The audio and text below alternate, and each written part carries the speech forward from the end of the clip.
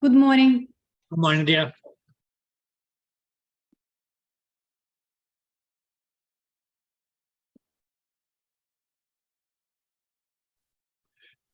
Let's see. Good morning. Good morning, dear. Abigail.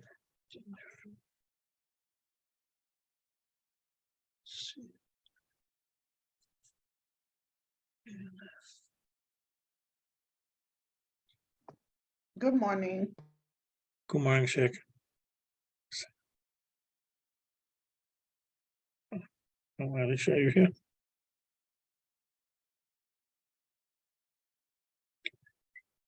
Yes, I'm here. Dr. Ramos, okay, good.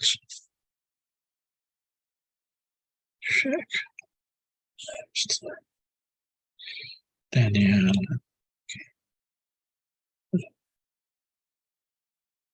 Okay.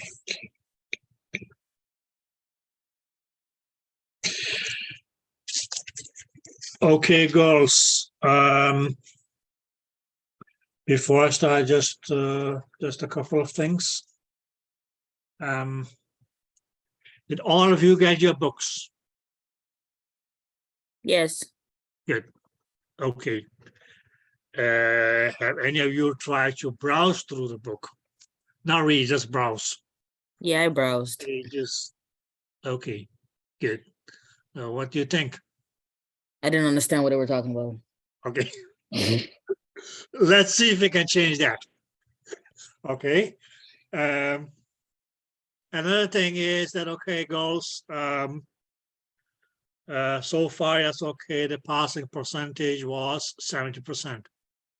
Okay. You can be a bye-bye to that because from today and well, that's okay. From this module and onwards, the passing percentage is going to be 75%.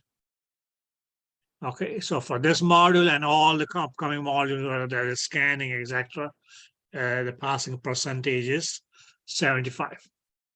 Clear? Now, the way that we calculate it is still the same. Now, okay, so 10% from the average of your quizzes, which in this module, you will have a total of 4 quizzes. Okay. Somewhere in between is going to be yes, okay, a midterm, that will yes, okay, make 35% of your aggregate score, and 50% is for the final. Okay. Which still leaves us okay 5% with me, which is okay as participation. Now, girls, participation is going to be that okay, yes, you should ask the questions. Okay, girls. I have a question about that. Yeah. Because I asked Lauren about the 5% and she explained it and I was totally confused. So can you re-explain it? Because she made it. No, that's up to me. That's up to me who I want to give 5%, who I give 2%, whatever. Yeah, but what she said that it's not actual 5%. It's like, because I asked her and she explained it really weird. She said it's its own entity. Yes, but it's going to be okay 5% for your aggregate score. Because you add 10 plus 35 is 45. Then 50 is 95. So you're still short of 5%.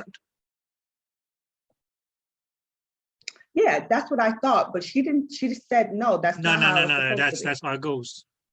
Okay. Okay. All right. So it means that's okay. Just account towards that's okay your aggregate score. Clear? Okay. Whereas okay, it's mainly made up of okay as 10% from your quizzes makes up the aggregate score. 35% of what you got in the midterm will be added on to that. Clear? And 50% of your final. So let's say it's okay, you score a 60% in the final test. 50% of that is going to become 30%. So that will add a 30% to your aggregate score. So at the end, yes, okay, your aggregate score has to add up to a minimum of 75. But if you get 75, 75 and above, okay, all of your tests, quizzes, midterms, whatever you call it, you don't need to worry. Okay. Now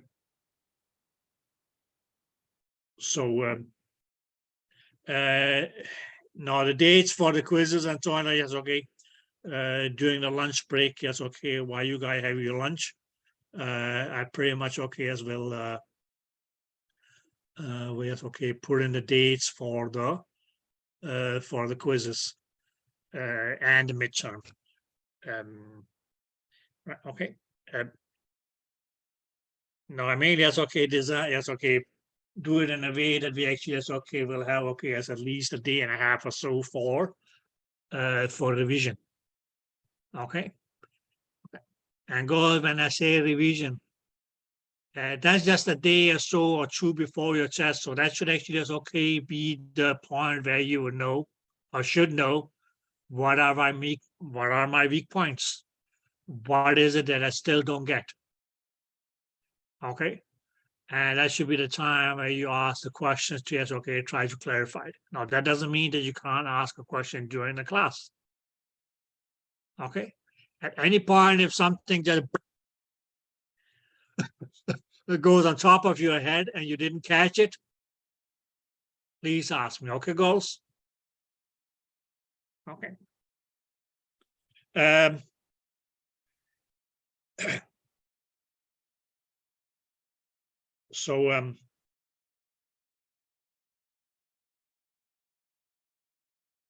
usually it's okay now, there is going to, for this module here, it's okay, you have a practical.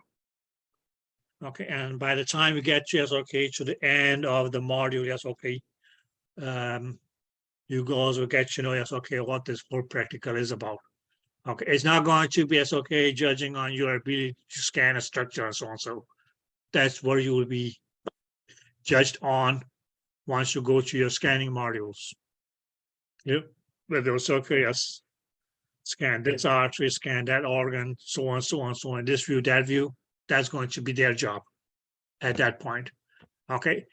The whole purpose of this module here is mainly okay to get introduced to the machine, the different things of the machine.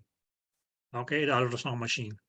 Okay, whereas the machine itself, whether it's yes, okay, the different type of yes, okay, what we can call probes and transducers, and a whole bit about yes, okay, what we can call yes, okay, knobology. What is it that the different buttons, knobs, exactly as okay, it does on the machine actually do. And one thing is what is the relations between yes, okay, different functions that you can adjust.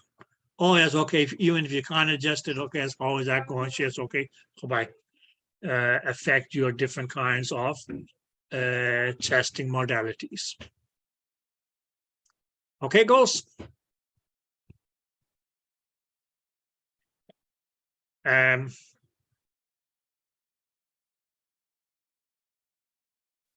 So that's probably as okay towards we can say as okay the last month and a half. You may be as okay called in for a day here or a day there. To as okay, we can say it's okay. Use the machine and get a little bit more familiar to the different functions. But mainly as okay, try to utilize most of the time that we have after the tests, after we have reviewed the test, to yes, okay, show you guys just okay different things on the machine that's going to become relevant in the upcoming chapters. Okay. Now, before we start, any questions, girls? Anybody want to say anything?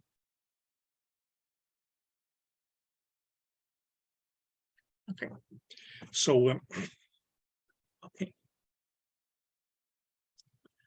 And as you already may know, my handwriting is not the best on the earth.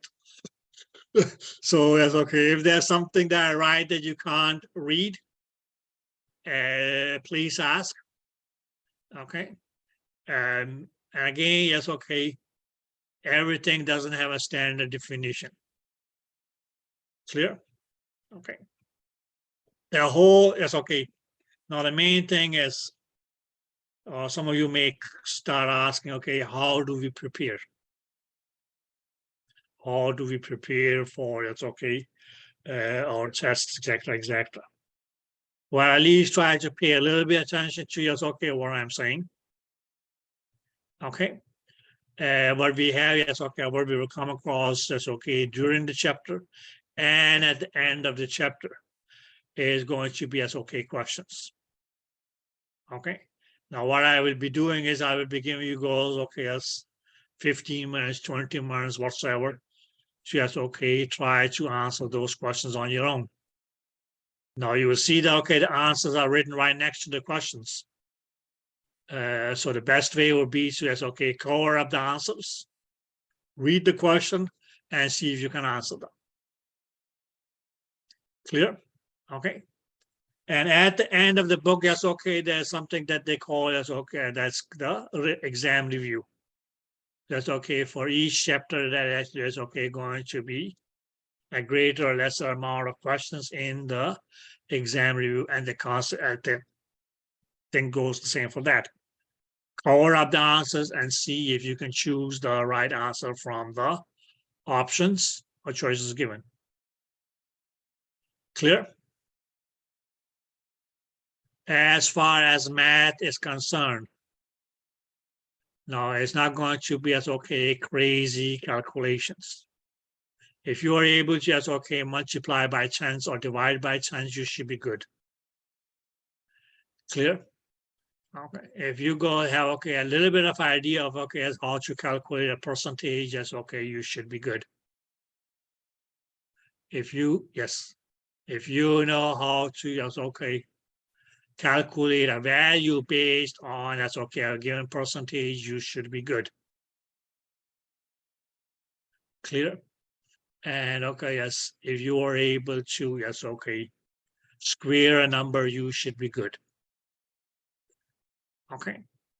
Now, for the tests, girls, there will be no calculators allowed.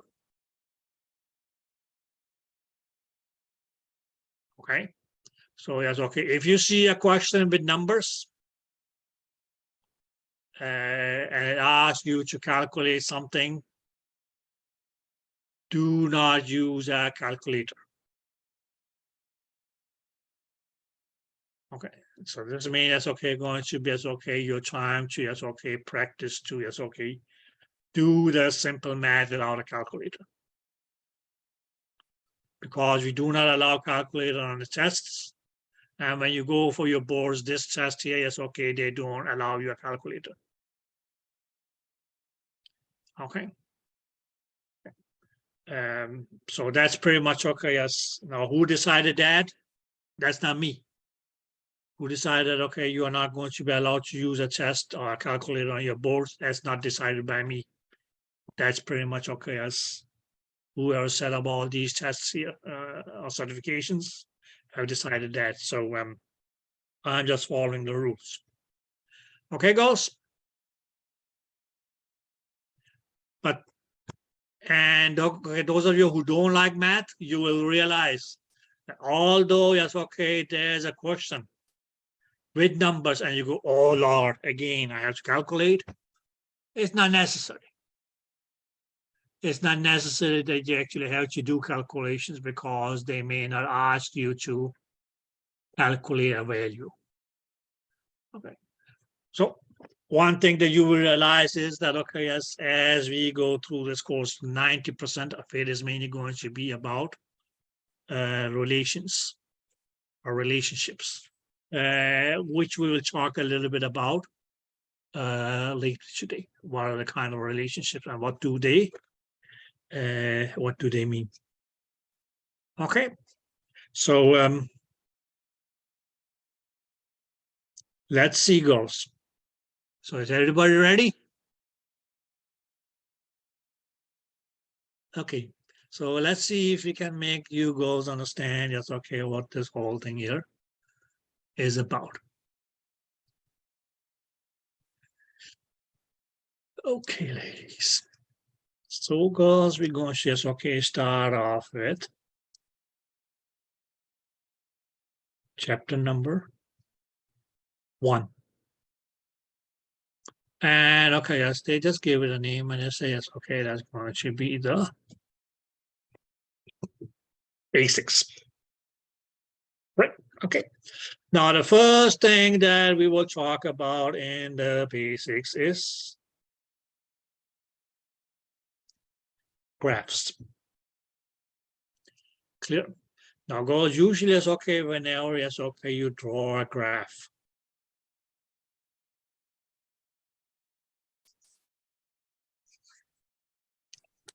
This could be a graph.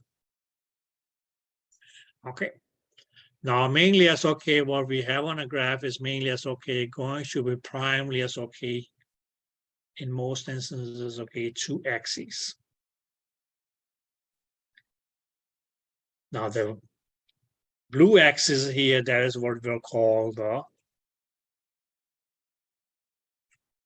y-axis. And as far as, okay, its direction is concerned, it is vertical. Okay. Whereas the other axis,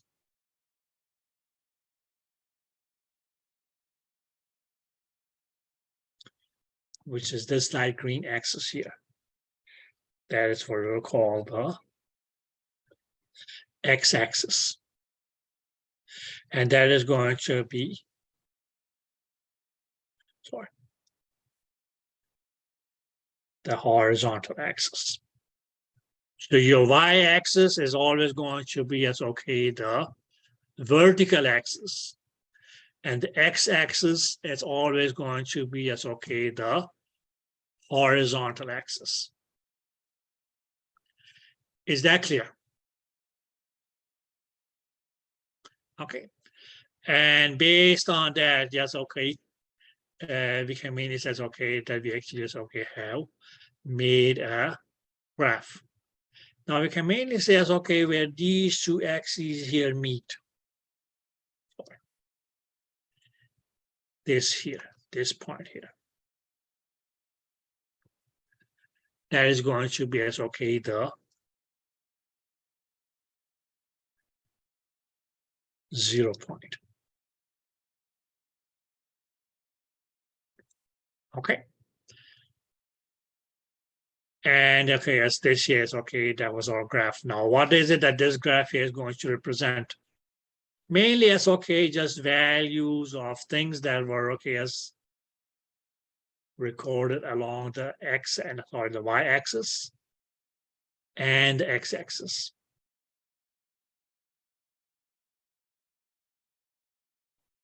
Yeah. Now, for us to be able to just okay draw a graph like this, that would mainly mean that okay, yes, figures or factors as okay recorded along the y-axis and along the x-axis as okay have to be related. Clear? Okay. We can mainly say that okay, as this graph is okay, that could be as okay a graph of somebody's bank statement. Where we mean it says okay, this would be as okay an amount and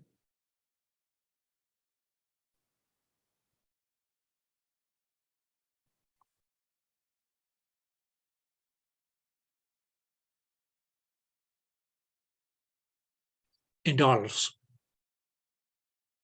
Clear? And because as okay, mainly as okay on a daily basis.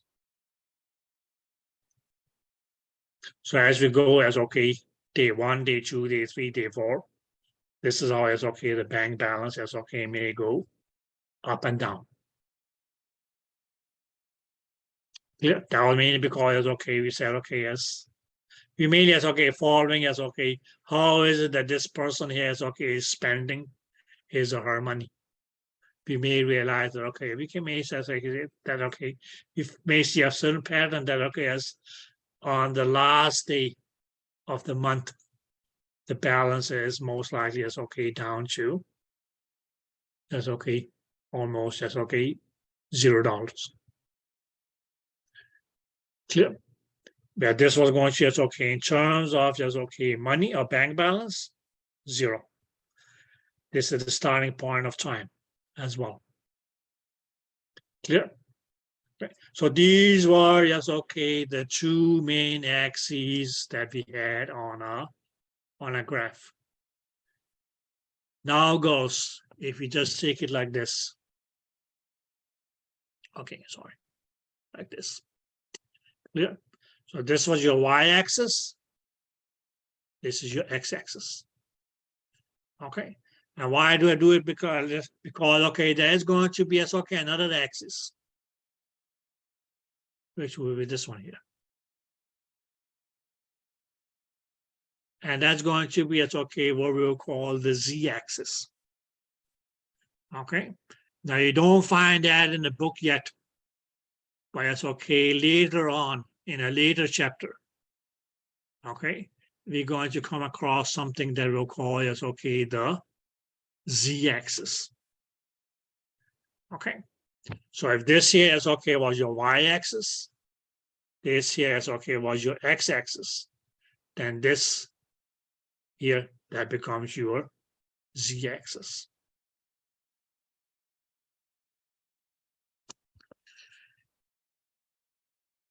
Did you ladies get that? Okay, so that's okay. In a later chapter, it will be chapter number 11. We'll come across something and we'll say, okay, that's represented along the Z as in zebra, not C as in cat, Z as in zebra axis. Okay, okay, which is made as okay, going to be as okay perpendicular. For now, just remember the vertical axis is always going to be Y. The horizontal axis is always going to be the x-axis. Clear? And we as okay, when we draw a graph along these two axes here as okay, that graph is going to as okay be mainly as okay representing as okay the relationship between factors represented along the x-axis and the y-axis.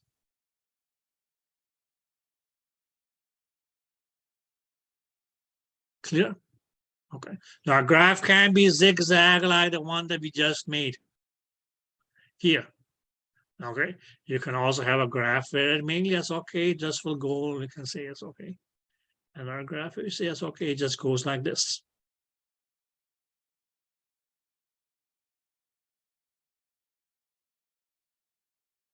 Right, okay. We can also have a graph where it actually is okay, it just goes like this.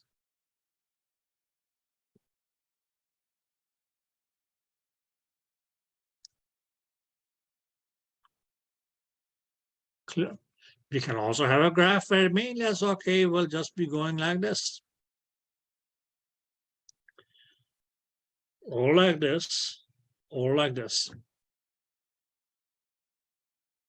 But what is it that they do? All of these as okay, lines on you as okay, the zigzag here will tell us okay as a relationship between the two different factors that are represented along each axis. Because each of these axes here is going to as okay be, we can say as okay scaled. In our graph here, we said okay as y-axis, that was okay as amount of money in the bank. And the x-axis was okay as the time.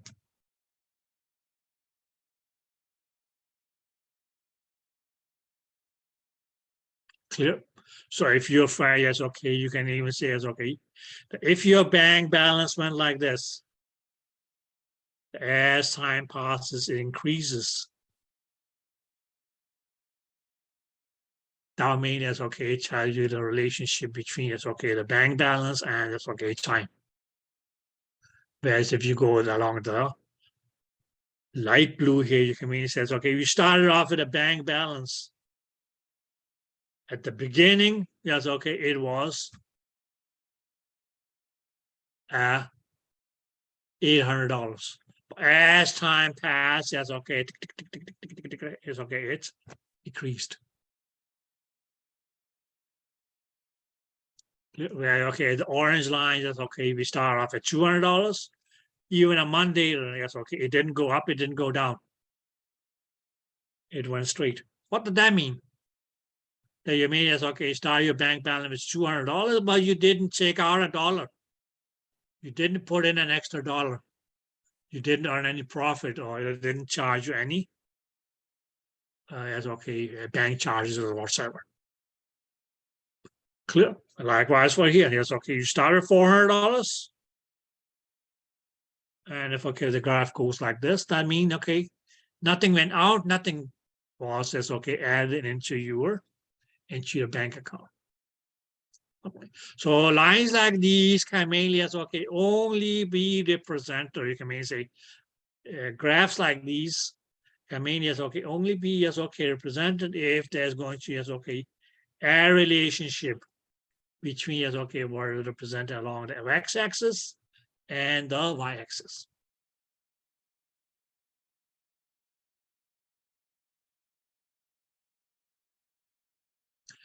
Did that make any sense?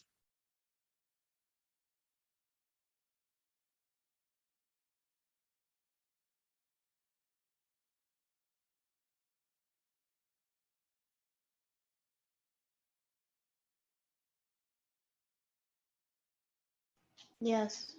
Okay, thank you, Maria. Okay.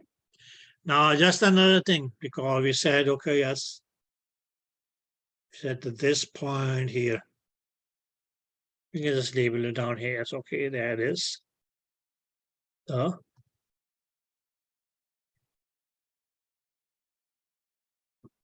0 point. Now goes, if we went out, okay, yes, if we take, yes, okay, the y-axis, this, and like this. Let's just do it this way.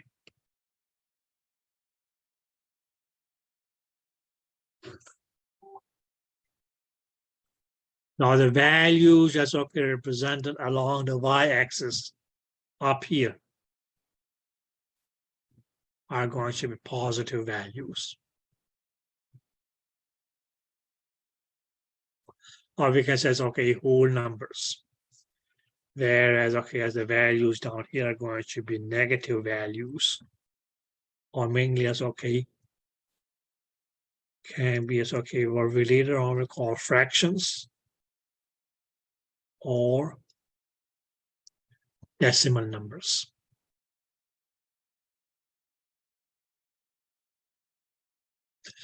The same happens with, as okay, if we say the x-axis.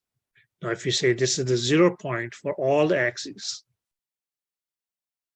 and this is going to be as okay, positive along the x-axis.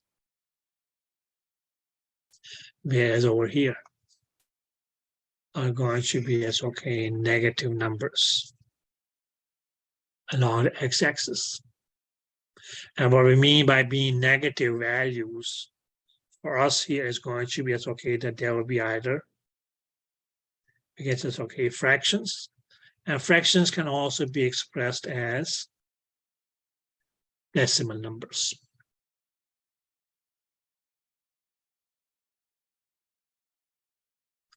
Okay. So this is mainly as okay, what we'll call as okay, the integral. So what we can mainly say is okay, if you go by 1, he says, okay, this will be +1, +2, +3, +4, +5, +6, +7, and you can continue. Likewise, if you go here, we still go just by ones, let's just do it simple. Because that's okay. This will be +1,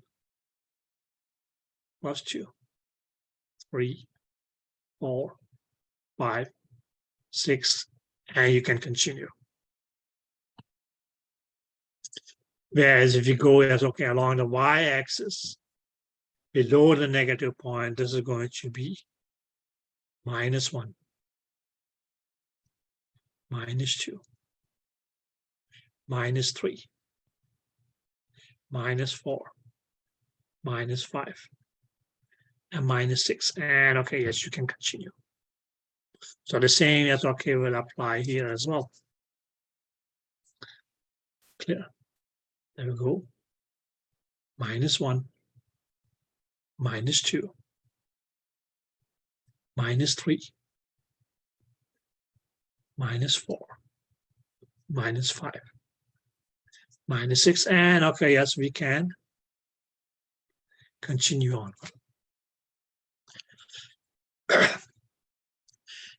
Okay, goals. But what we as okay will be doing later on is that okay, as whenever we take a number as a minus, that was okay as a factor as okay represented along the x-axis or the y-axis. Those are always going to be as okay, we will say as okay, they will always be decimals or fractions. Clear? What we mainly just mean by fraction is we can say as okay, 2/4 is a fraction. Okay. 1/5 is a fraction. We can even say it's okay, 1/10 is a fraction. Clear? That's how we as okay write them as fractions. But the same can also be as okay expressed as a decimal number. Where okay, yes, or 0.5. 1/5 is going to yes okay be 0.2.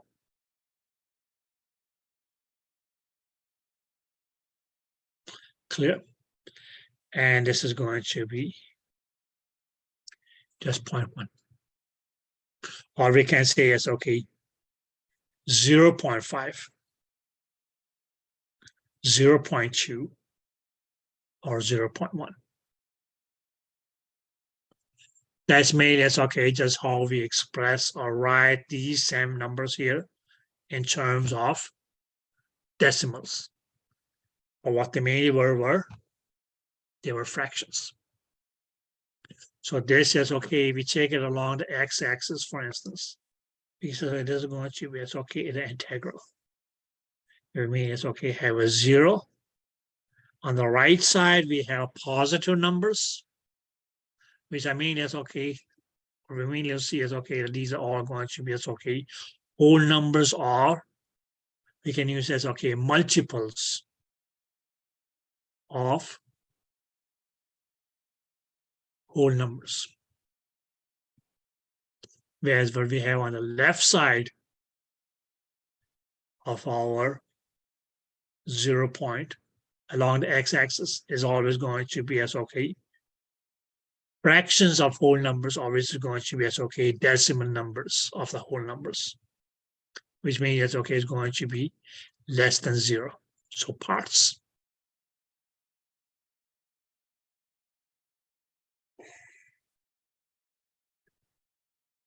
Did anybody get that? Yes. Okay. Anybody is in doubt of anything? Okay. So the same as okay applies on your y-axis. Anything that would be above the y-axis or 0 point on the y-axis is going to be whole numbers. Anything which is going to be as okay below the 0 on your y-axis is going to be fractions. And we can even say okay, the same will even apply for if we have said okay, if we take, let's see, our perpendicular axis. Oh, it's okay because it's okay, the z-axis. So these will be pluses. And we can say it's okay. If this was our z-axis, these will be minuses, which mainly as okay will be either fractions or decimal numbers.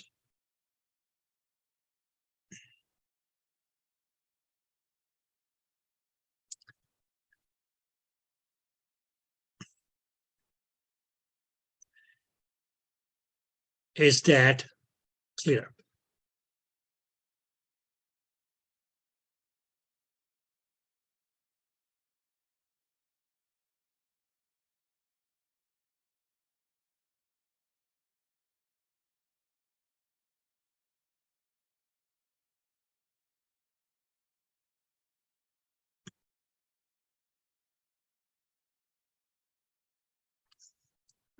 Now, girls, most of your ultrasound imaging is going to be as okay, we can say it's okay, two-dimensional. You mean that's okay, we just have either just an x-axis, sorry, y-axis, an x-axis, an x-axis, and a z-axis.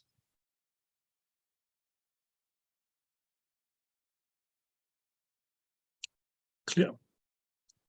That's mainly as okay when we as okay just have, sorry, two axes.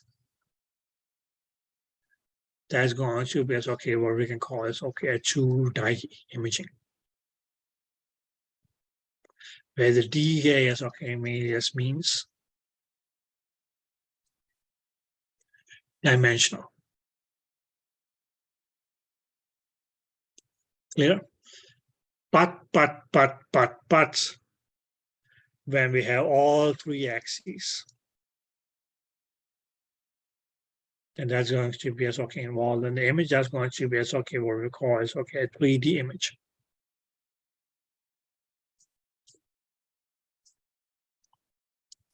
Yeah, back again, it's okay. This D, I mean, it's okay, just stands for the dimension. You mainly can say, okay, the 3 dimensions are going to be height, width, and depth.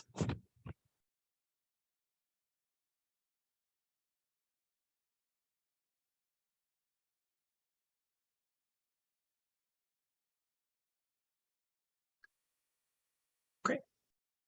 So height, width, and then depth.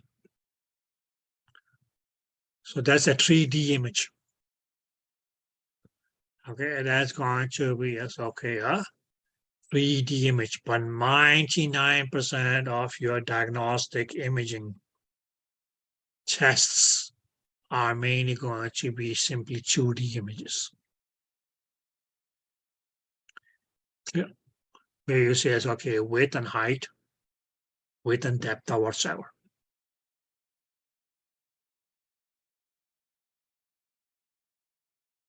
Okay. Now, how is okay those 2D images becomes 3D images? We'll talk about that later on. Okay.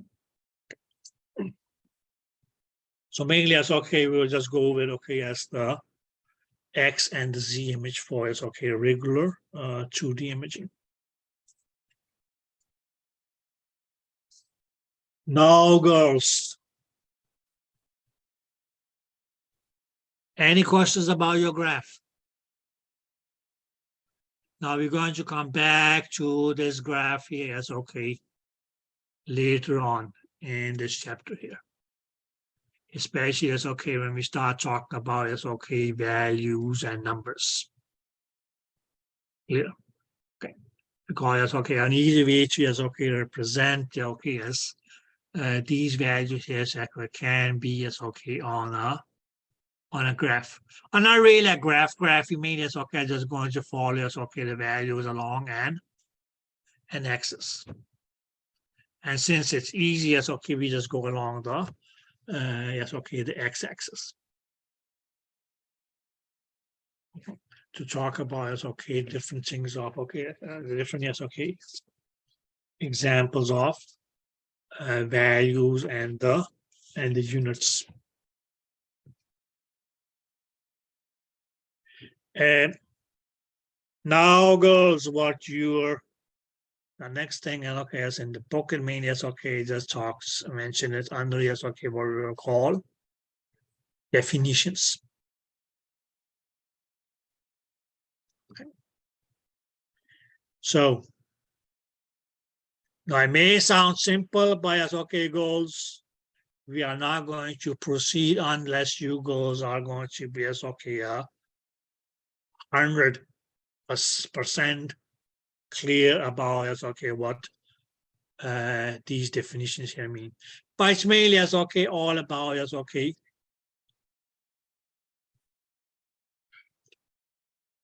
relationships. Yeah. Okay. So the first is going to be as okay. Now we can mainly as okay have two major kinds of relationships. We can say as okay if something is unrelated. Now, what does it mean to be unrelated? Is that there is no relationship between yes, okay, two factors.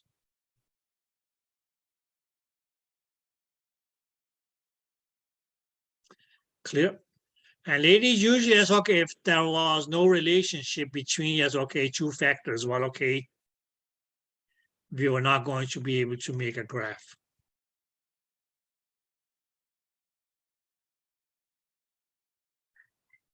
Right, okay. The reason that we, for instance, okay, just early as okay, we're able to as okay, draw a graph on okay as representing as okay, the bank balance in the course of time was because okay, there was a relationship between the two.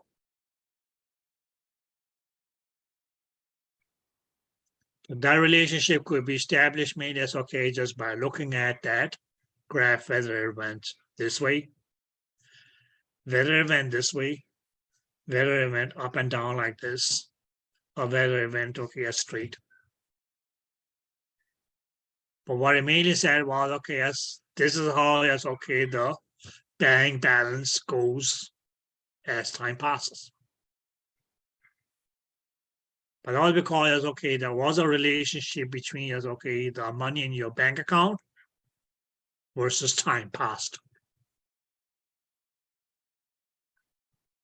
Yeah, but if there was as okay, if you had two things which were not related,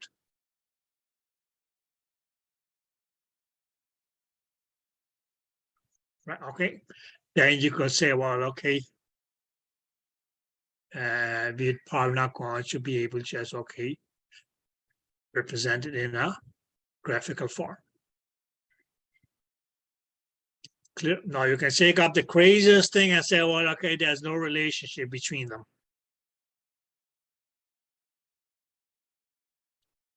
Clear? Okay. Which mainly will mean, okay, now what it mainly will mean should be not related. Our case here is that, okay, yes, if a factor is unrelated, if one's value increases, that will not lead to an increase or decrease in the other factor.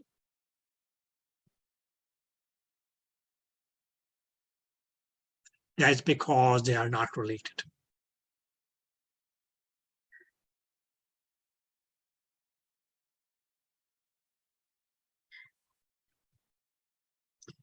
Yeah.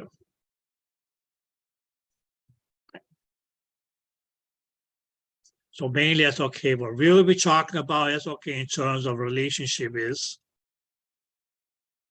if one factor is increased, is that going to increase the value of the other factor represented along one another axis or decrease it? Whereas, okay, if two factors, yes, okay, that we took were not related, increasing or decreasing one of the factor is really not going to cause that, okay, the other factor will increase or decrease. It will not affect it. Okay. So if we, yes, okay, increase this, it will not increase or decrease this factor. Or if we decrease this factor here, it's not going to, yes, okay, change the value of the factor over here. Likewise, okay, if we decrease this, it's not going to, yes, okay, increase or decrease any of the this factor here. And vice versa.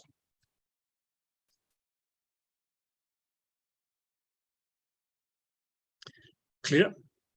Okay, so factors that are, yes, okay, parameters or variables, they're going to go under different names. If they are stated to be unrelated,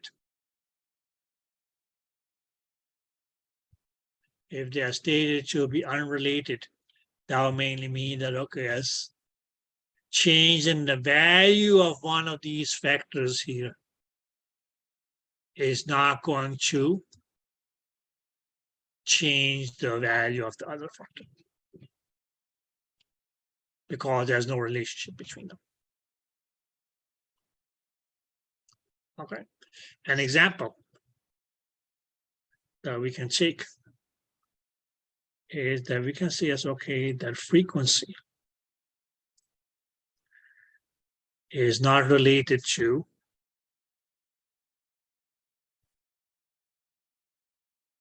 amplitude,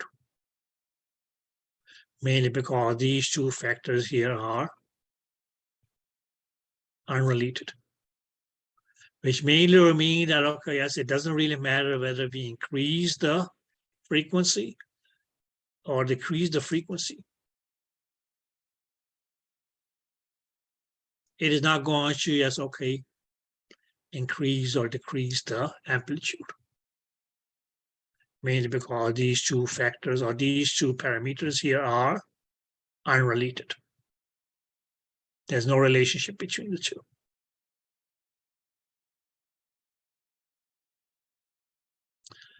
Okay, but then you can say as, okay, you say as, okay, the hair color of a person is related to your shoe size. No. That would mean that, okay, as everybody who is blonde will be wearing as, okay, a size 10. Anybody with black hair will be wearing as, okay, a size 16. Anybody with brown hair will be wearing as, okay, a size 11. That doesn't make any sense. Clear? You guys say as, okay, is age related to shoe size? Well, okay, as in the beginning of the life. Okay, because that's okay, as you grow older, that's okay, the shoe size may increase. But then at some point, as okay, it comes to a stop. Right, okay. Weight is unrelated to the day of birth. If that was the case, then okay, yes.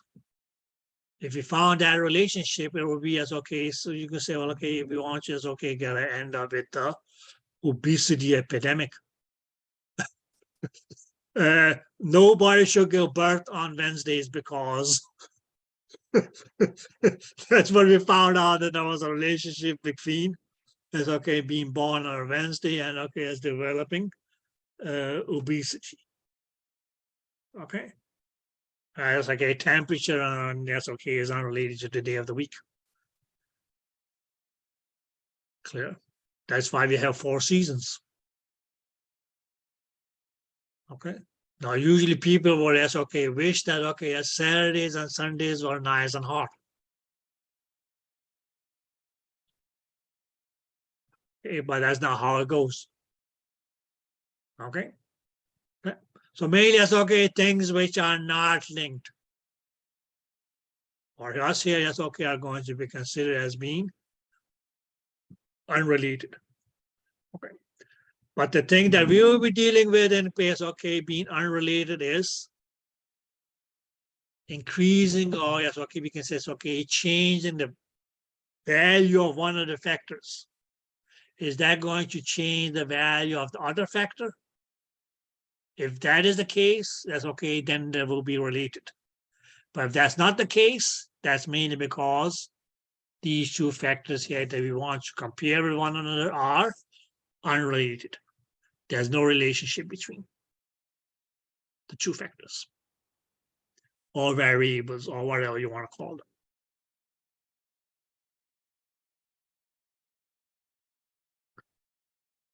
Did you ladies get that?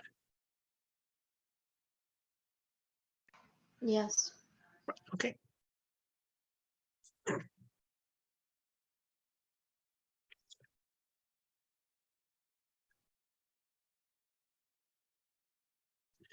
Now, the other kind of relationship. Okay, get out. That we have is that we may think as okay, will be related. Okay, so either you are related or either you are unrelated. Clear? Now, when we say as okay, that factors are numbers or whatever, or variables are going to be related, that means is okay because there is a relationship between two factors.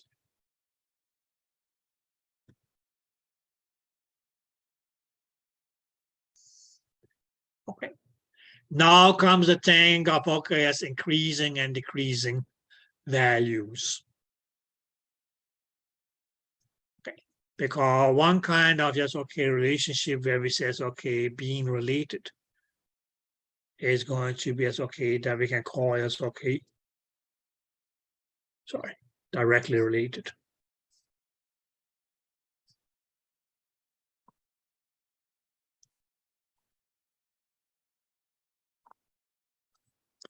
Or what we also can call also refer to as being, sorry,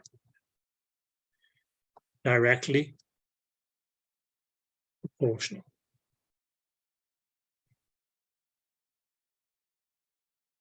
Okay. So it mainly as okay means the same thing. To be directly related or directly proportional. The reason we go as okay, proportional is mainly as okay because as okay, what we actually as okay will be dealing with is numerical values. Okay, but what it means to be directly proportional or directly related is that if the value of one factor increases, that is mean is okay going to lead to that the other factor also will increase. Or on the other side, if we say that okay, yes, if one factor's value decreases, the other factor value will also decrease. And when that happens, we will mainly say as okay, we can just say okay, that okay, as this was a factor A, and this was a factor B. That if we, for instance, okay, increase the value of factor A, that the value of factor B also was going to increase. That would mean because that okay, as A and B were related. But what kind of relationship did they have? They had a relationship which was directly proportional. Whereas, okay, if we increase the value of B, A is going to increase because they had the same relationship. They were directly proportional. Likewise, okay, if we decrease the value of A, then the value of B was also going to decrease because A and B were still directly related or directly proportional. Or if you decrease the value of B, the value of A was going to, yes, okay, decrease as well.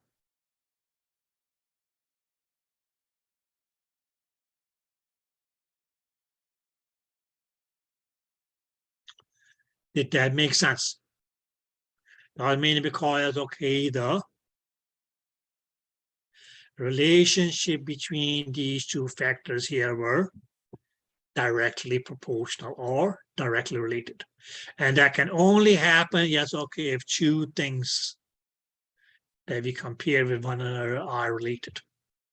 If they were not related, increasing or decreasing the value of A was not going to, yes, okay, have any effect on the value of B because, okay, they have been unrelated.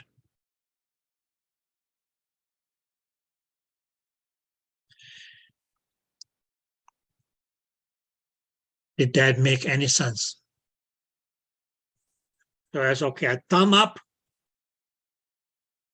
gives a thumb up. A thumb down gives a thumb down. Meaning because, okay, the relationship between my right hand and left hand now is directly related. So if this goes up, this goes up. If this goes down, then this goes down too.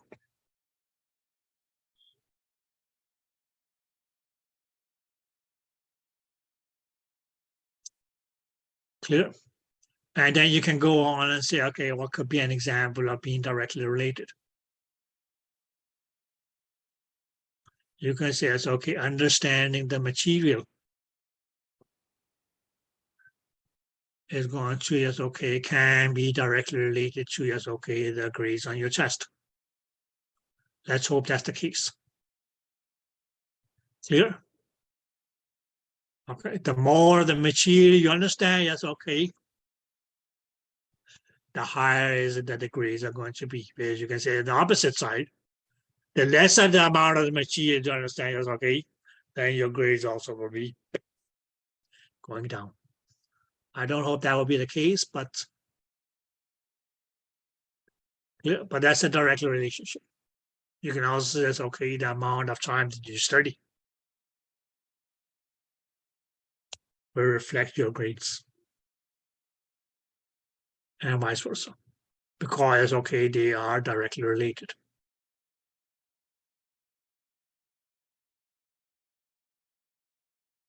Okay, so at any point, yes, okay, where you can say, okay, if you increase one factor, and it's going to, yes, okay, increase the value of another factor.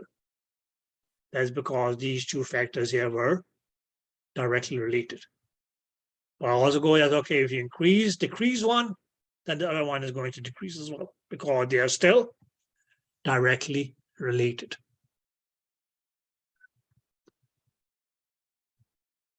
Did you girls get that? So that will be as, okay, a direct relationship. So what you will come across as, okay, and I already told you as, okay, 90% plus of your book is going to be as, okay, these relationships here. Okay, so as many as, okay, that's going to be mentioned, yes, okay, when we talk about a parameter, a factor, a variable, so on, so that this fellow here is directly related to this and this and this and this and this. So what is understood that, or what is expected for you girls to be able to understand is that if that factor increases, is going to lead to an increase in this factor as well. Or if it decreases it, well, okay, it's going to decrease the value of these factors here, because they were directly related.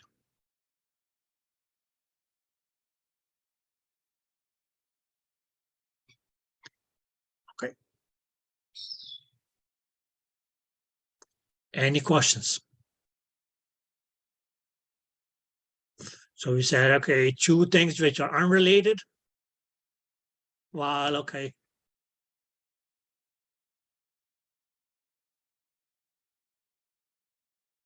You can do whatsoever to that that's okay, factor is not going to affect me because we are not related. It's a different story as okay once we become related.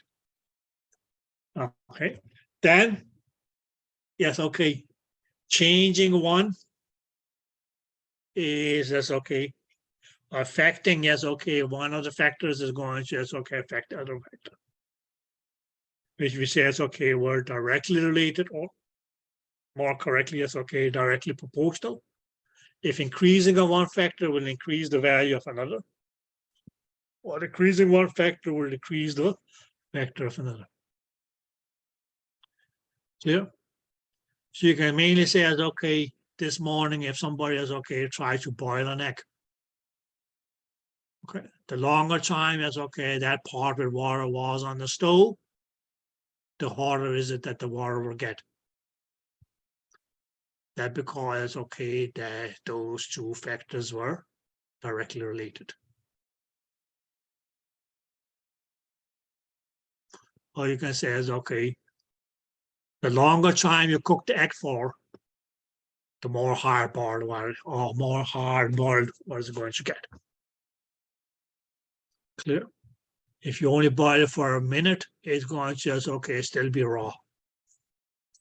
You boil it for 6 minutes, it's going to be soft boiled. And beyond that, it's going to become what you call hard boiled.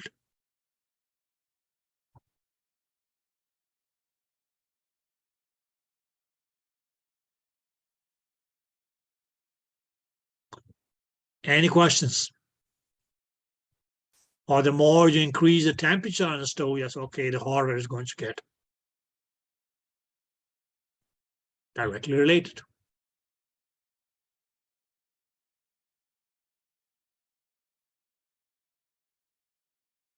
Okay.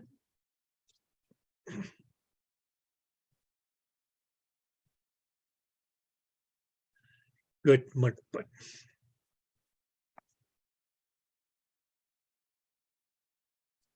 now the other kind of relationship, which is still yes, okay, it's still going to be yes, okay, related. Is going to be yes, okay, what we'll call being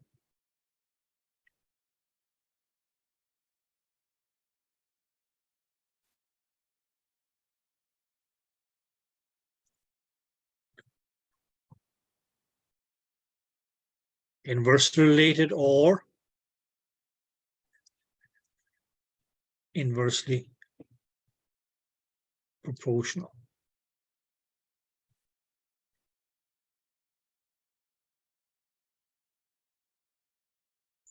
Clear?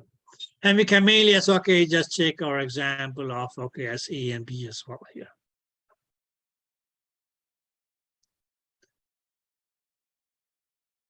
Now, what does it mean to be inversely proportional or inversely related? That's mainly going to be that okay, as if we, for instance, okay, increase the value of factor A, that actually is okay will lead to a increase in value of factor B.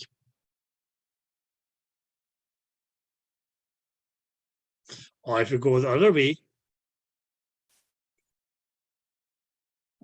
and says, okay, what happens if we decrease the value of factor A? Well, that will actually lead to yes, okay, an increase in the value of factor B. Mainly because A and B were inversely proportional or inversely related.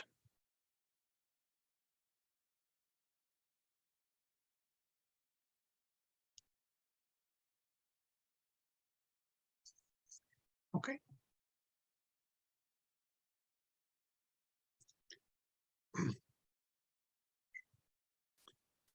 So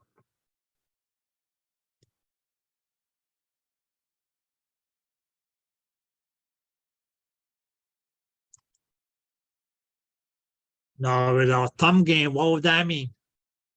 A, E. This was directly related. This was directly related. This become inversely related. If this okay decreases, this is going to increase. or even this is inversely related or inversely proportional. Okay, this increases, but this will decrease.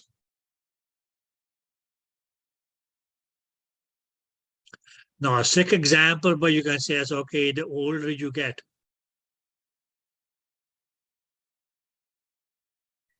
the time left to live and age are inversely related.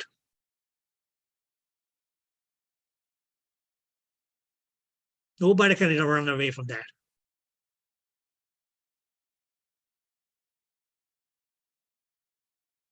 Right?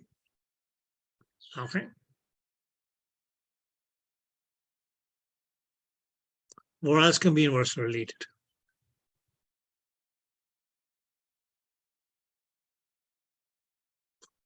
The days of class in the module and days left for the final or quiz.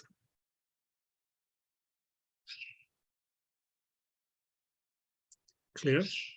That's mean that's okay in inverse relation. It's okay inversely related or inversely proportional relationship. Okay.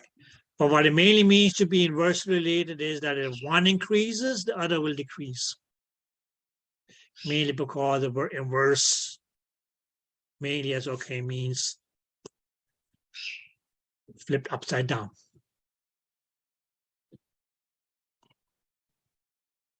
Okay. Okay. So it's mainly as okay going to be as okay if this goes up, then this factor here will go down. Or vice versa.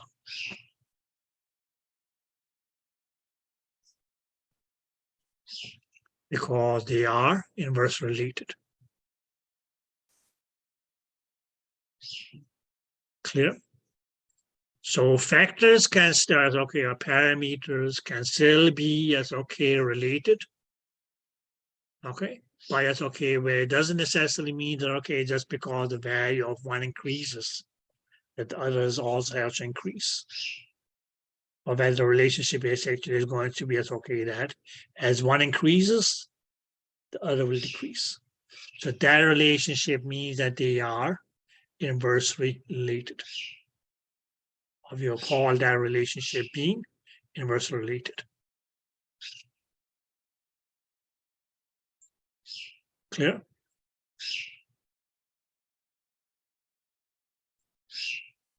You can say it's okay. Money spent on shopping is inversely related to yes, okay, money left in your bank. Okay. The more money you spend on shopping, what's going to happen at the other end? That bank balance is going to go down, right? That's because the two are inversely related.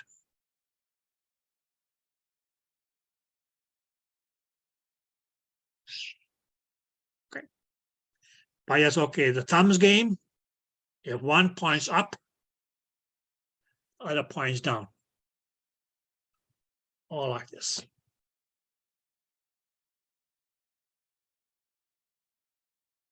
So it doesn't really matter once there is an inverse relationship between two factors. If one of them decreases, the other one will increase. Clear? If this increases, then this will decrease because there was that inverse relationship between the two. Did you girls get that? So basically, as okay, the two major kinds of actual relationships where we have some sort of relation is going to be directly related or directly proportional and inversely related or inversely proportional. Yeah, unrelated, yes, okay, there was no relationship. Which may mean that, okay, as increasing or decreasing one factor is not going to have any effect on the other. This can go up and down as much as it's want. Okay, it's not going to affect this fellow here. Or this can go up and down as much as it want. It's not going to have an effect on this factor because they were not related. But if they were related, fit, then we can say, okay, change in one is going to change the other. Now it's just a matter of, okay, yes, if this goes up and this also goes up, we call that a direct relationship or directly proportional. Clear? Okay. Whereas, okay, if this goes down and this goes down as well, it is still a direct proportional or it's still directly related. Clear? Whereas if it's like this, upside down, that's what the word inversely means. That's a cheat. Okay. If one goes down, then the other one goes up. That's inversely proportional. Okay, so this decreases, this will increase, or vice versa. If this increases, then this will decrease. But that's mainly that's okay because there was still a relationship between these two, but there was a inverse relationship, or because they were inversely proportional to one another. Did that make any sense at ALL?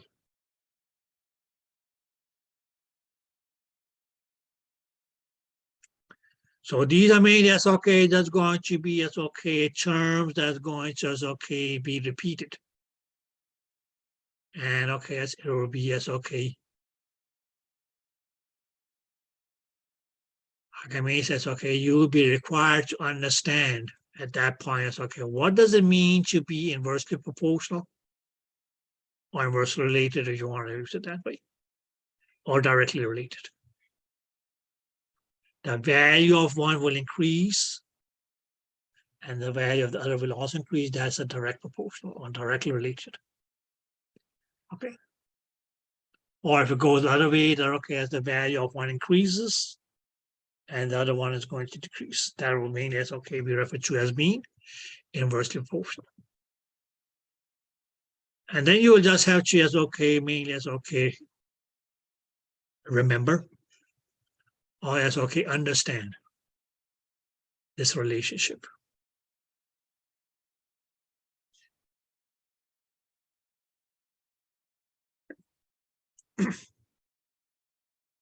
Any questions?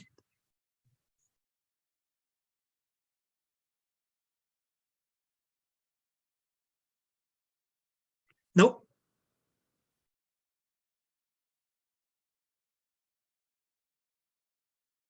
No. Everybody clear about being unrelated, related, and okay, as when we say as okay, related, it can be as okay of two major types, directly or inversely.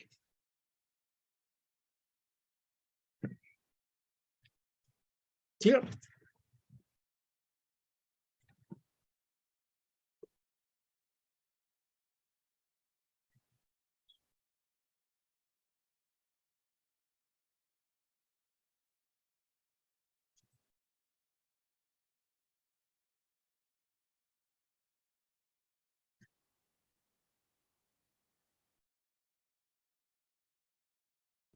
Okay.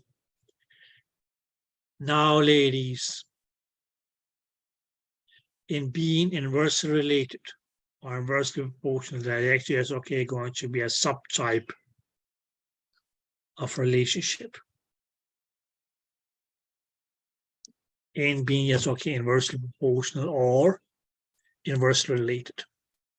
And that is what we will call as okay a reciprocal relationship.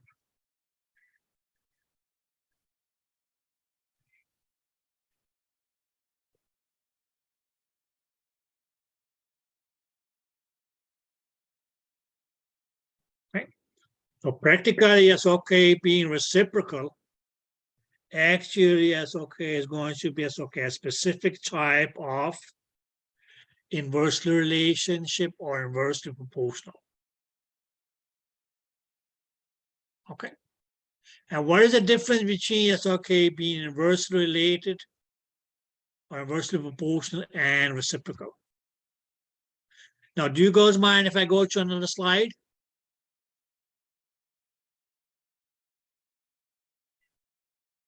No. No. No. Okay, good. Thank you. Because, ladies, when we said inversely proportional,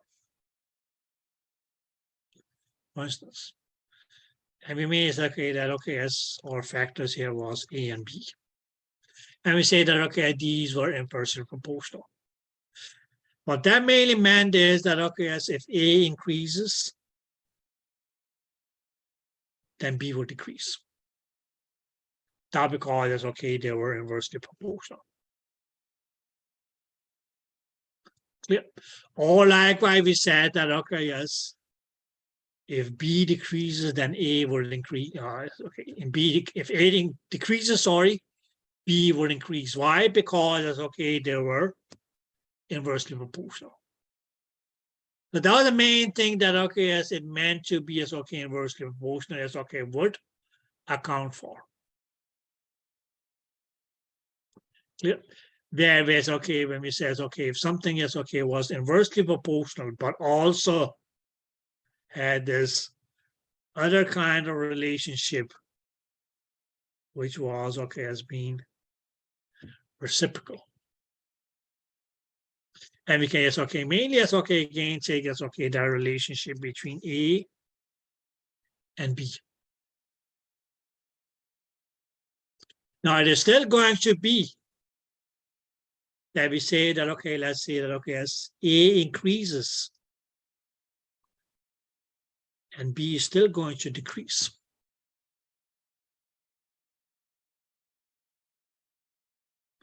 And or yes okay if A decreases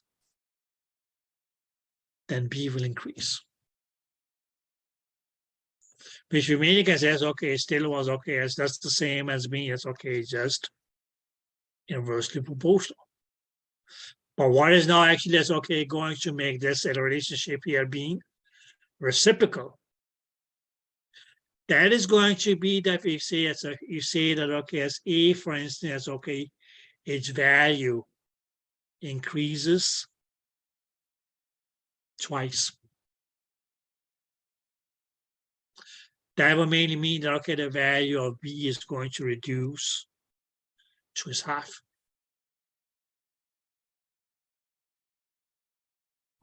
Or we can say that okay yes the value of B for instance okay increased 5 times. That will mainly mean that okay yes that the value of A will reduce to 1/5. Because that mainly as okay makes them reciprocal. Which is still going to be inversely proportional. But the difference is that we say as okay, if this is A and this is B.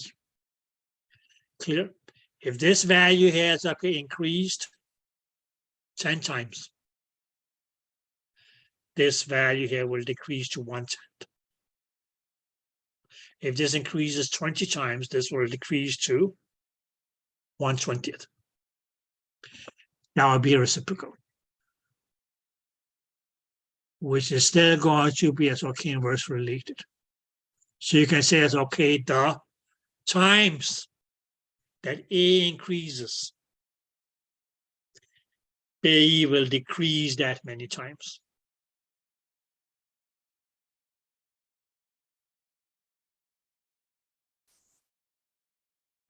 Can you say that one more again? If A increases, the time that A, the value of A increases, B will decrease that many times.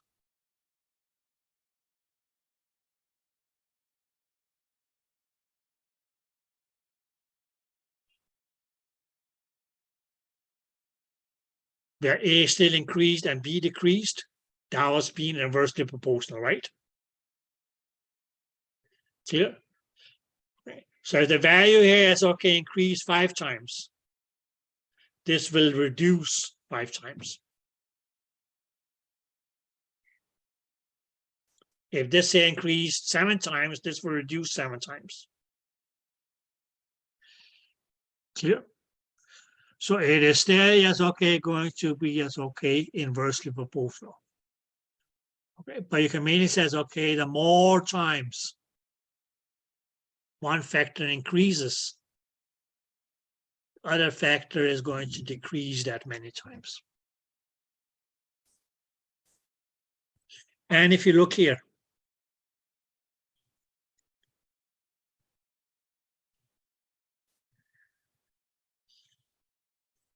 because, okay, what would we said about the orange relationship between A and B? Well, let's just go with the green first. That we mainly said that A, yes, okay, increased twice. And B reduced to half. That was mainly, yes, okay, because the relationship between A and B was not only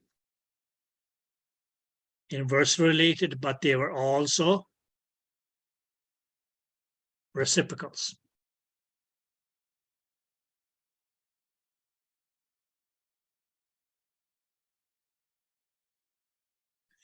Did that make sense? We can just okay, say that, okay, as to begin with, the value of A was 2, and the value of B was 2.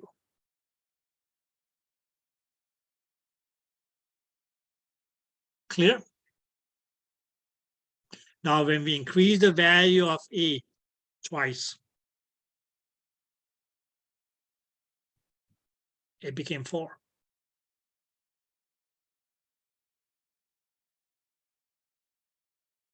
Clear? Whereas, okay, yes, we actually is okay, decrease the value of B by half. It became 1. Because its value was halved.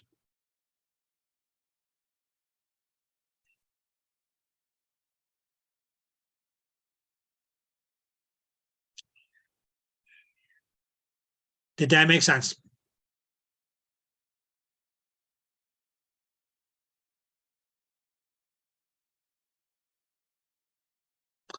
And that was mainly because, okay, here is okay, the relationship between A and B was reciprocal.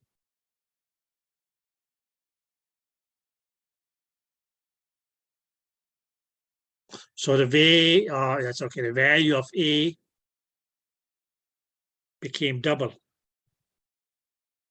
The value of B became half.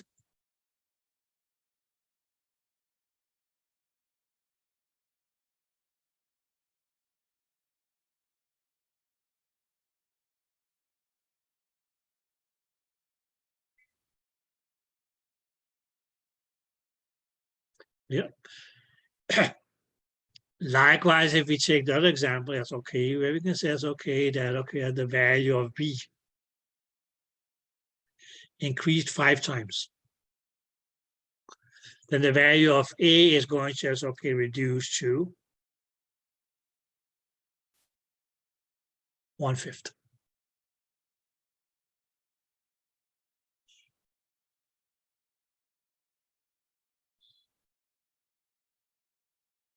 Now let's just say that, okay, as to begin with, the value of A was 10. And let's just say that, okay, here the value, the beginning value of A or B was 5. Now mainly because, okay, they had a reciprocal relationship. What was going to happen? Now A was going to decrease by 1 to 1/5. So the final value of that will become 2. Whereas on the other hand, yes, okay, B also increased 5 times. But it's okay, since its beginning value was 5, that's going to be, it's okay, end up as a total of 25. But A and B are still reciprocal to one another. We call B increased 5 times and A reduced to 1/5 of its initial. That's what we mean, that's what we call to be reciprocal. Whereas up here, we said that the value of A increased twice, then the value of B is going to just, become half. That relationship is reciprocal.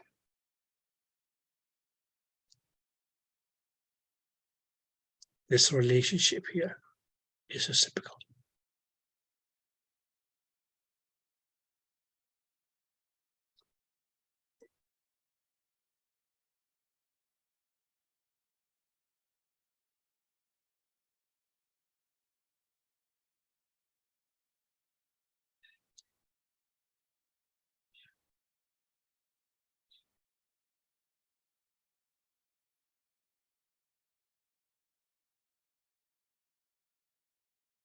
Any questions?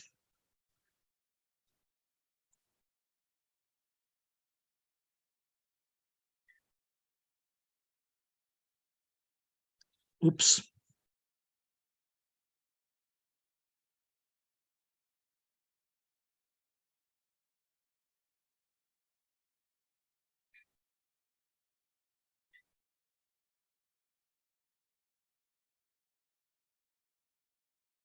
Shaq, you look lost, my dear.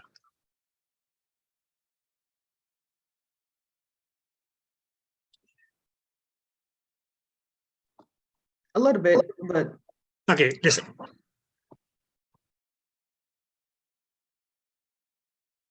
What does it mean to be reciprocal?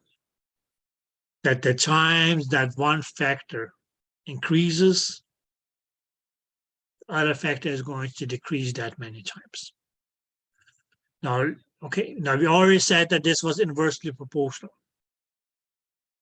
Okay, so usually it's when things become inversely proportional, it's in the opposite direction. Clear? Okay. But another thing we also said about is being reciprocal. And that's mean is we just says look at this. That as an example, we said as 2. That was as because A increased twice. Clear? And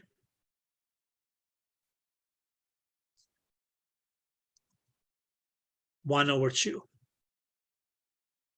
Now these two numbers here are reciprocals to one another. Because when we say that A's values or the value of A was doubled, the value of B becomes half. Clear? Likewise, we can take the same as for the other. Where we said that the value of B is increased 5 times.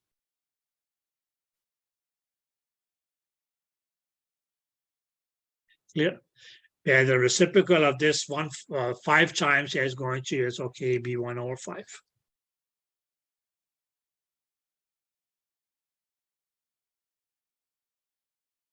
So if one factor as increases 5 times, the other is going to as decrease to 1/5. Okay. And another thing that they say about is being reciprocal is that yes, the product of this. The product of 2 reciprocals is always going to be 1. Likewise, the product of these 2 reciprocals here is always going to be 1. You will say, how does that make sense? You can say that 2 multiply by 1 over 2, which is actually, that's okay, just another way of saying half. Clear? But the half of 2, what is that going to be equal to? 1.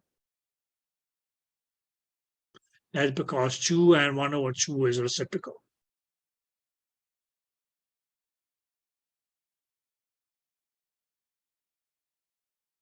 Whereas, okay, on the other hand, we could say that, okay, as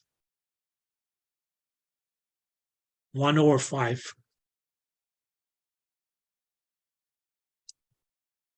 multiplied by 5.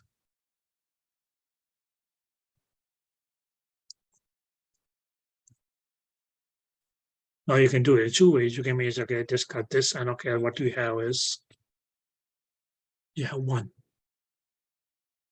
Or you can say is, okay, 1 over 5 multiplied by 5, where it becomes 1 multiplied by 5 divided by 5. 5 by multiplied by 1 is 5 divided by 5 is still 1.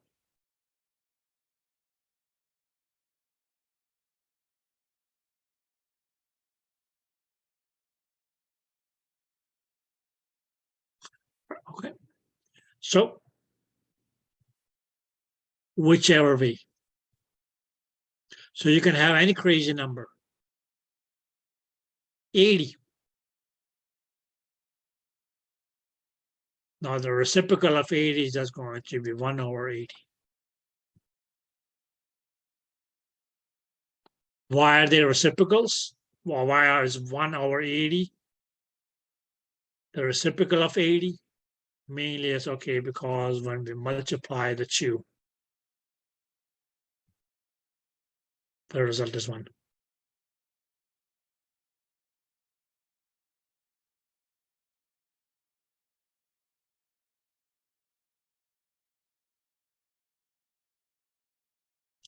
Which may or mean that, okay, as if we took this and yes, okay, and yes, okay, talked about it in terms of factors that, okay, as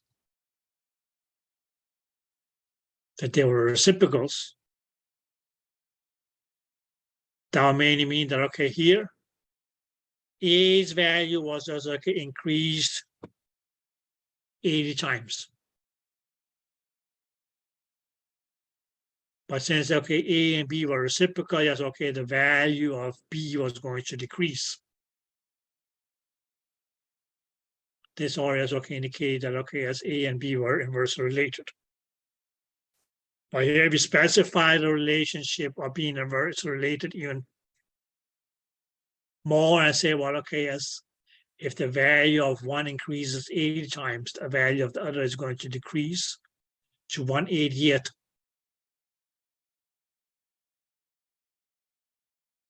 That relationship is what we call a reciprocal relationship.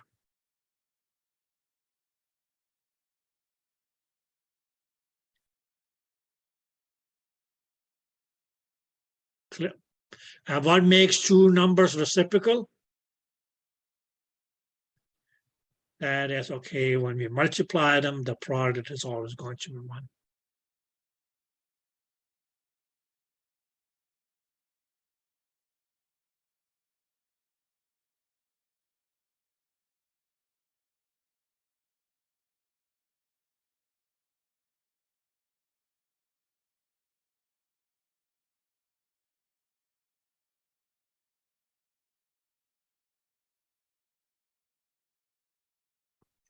So if it was 20,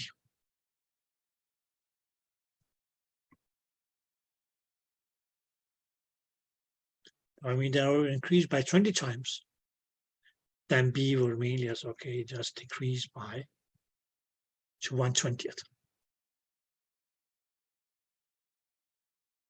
Because these two numbers here were reciprocal. Why? Mainly that's okay, because when we multiply them, yes, okay, the product becomes 1.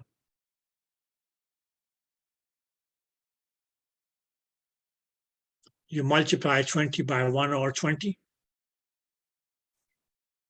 it becomes 1. Because 20 and 1 over 20 are reciprocals to one another. But if you take that and that's okay in terms of relationship between A and B, and so okay, A increases 20 times,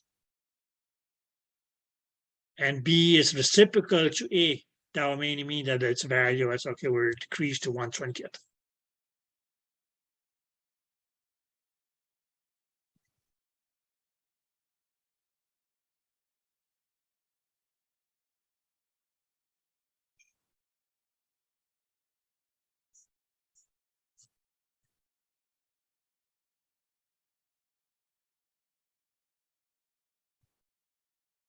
Did that make sense?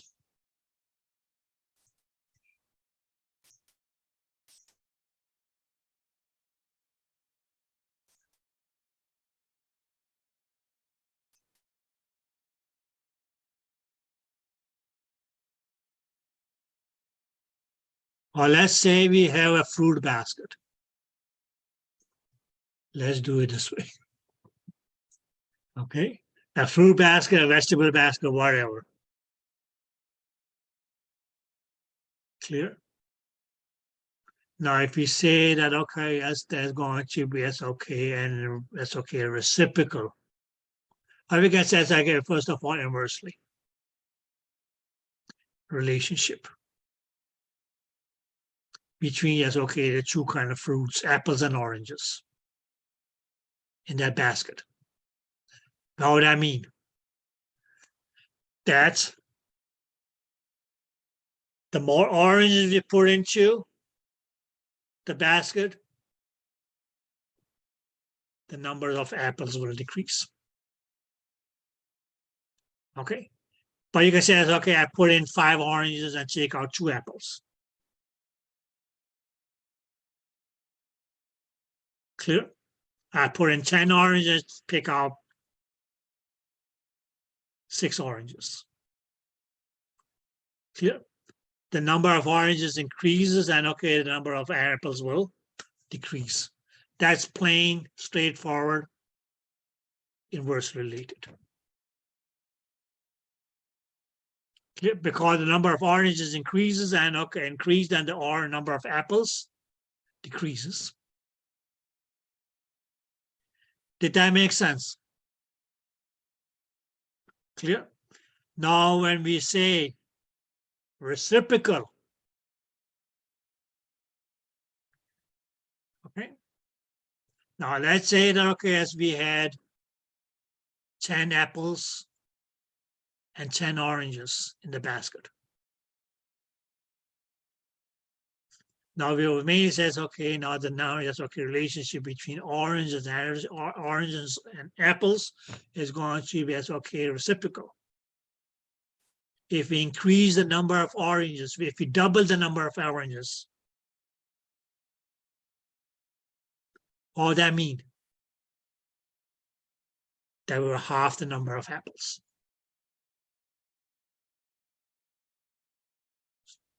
Clear? So that's okay. If we start off with 10.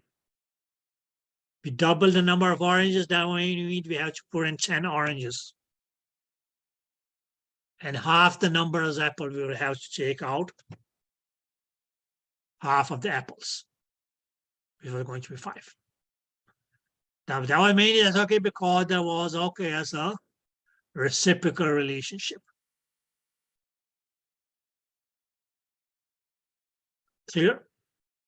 Whereas if you start with the same basket and say, well, okay, yes, we're going to yes, okay, increase the number of oranges by 100 times.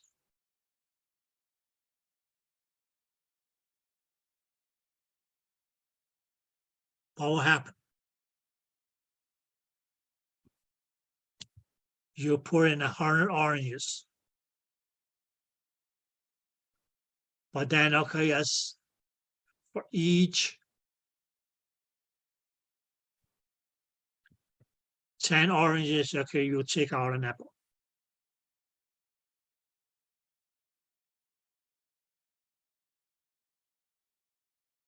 Because, okay, the relationship between the two were inversely proportional. Not just inversely proportional, but it's okay, reciprocal. So you increase the number of oranges 100 times, or 10 times, and reduce the number of apples to 1/10, where you only had 10 apples to begin with. So what happens? All your apples are gone and the basket is now filled with oranges.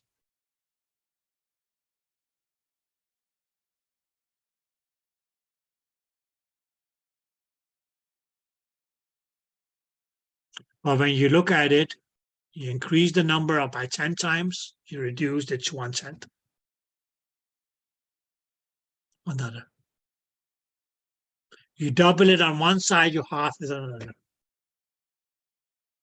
You increase it 4 times on one side, you to make it 1/4 on another, or quarter. Why? Because half is reciprocal to double. 1/10 is reciprocal to 10 times. Clear? 100 is reciprocal to 100 times.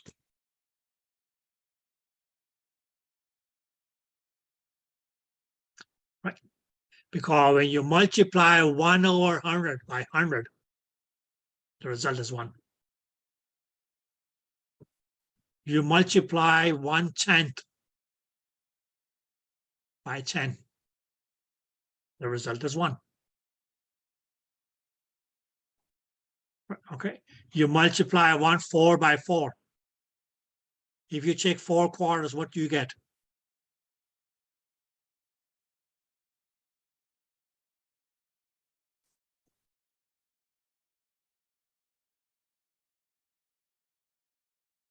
Yes, girls. You take 4 quarters, what do you get? $1. $1.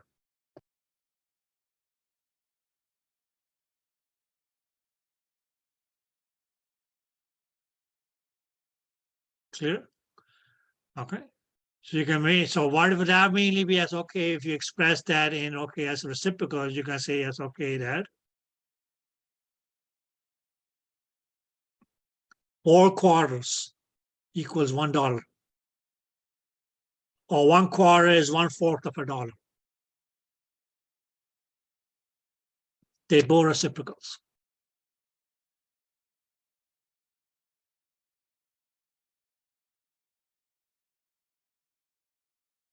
Or should I write it down?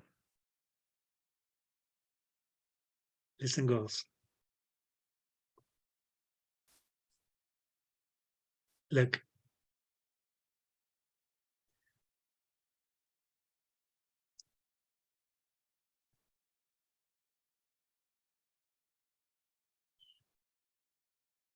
Four quarters is $1, right? Which means they also could mean that, okay, yes, 1 quarter is 1/4 of a dollar.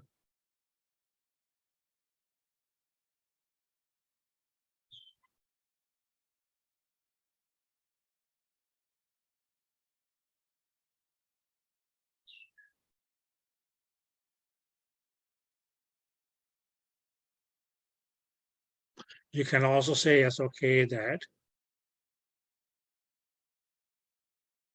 10 times equals a dollar, which mainly as okay just makes yes okay 1 dime, 1/10 of a dollar, right?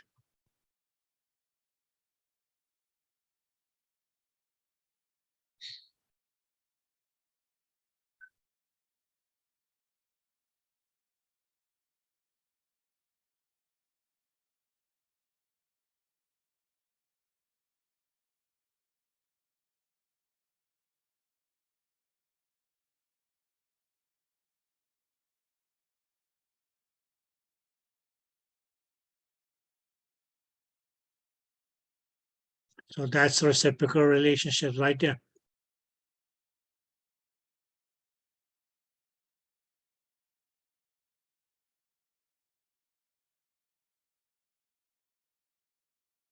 Or you can say it's okay. 100 cents is $1, right? Which may mean that, okay, yes, 1 cent then is going to be as okay, 1/100 of a dollar.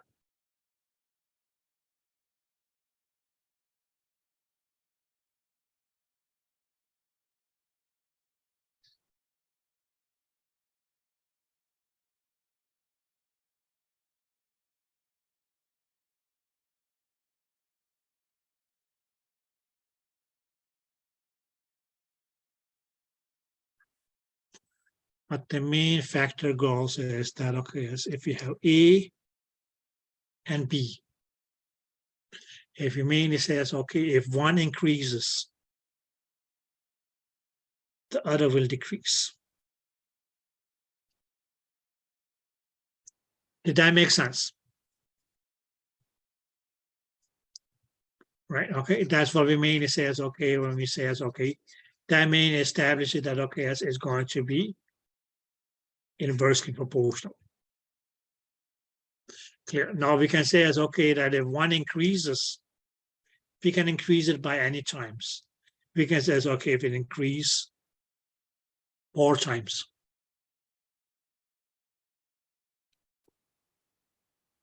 Clear. That will mainly mean that okay as B is going to as okay if they as okay are now inversely proportional and reciprocal, that the value of B is going to decrease to 1/4.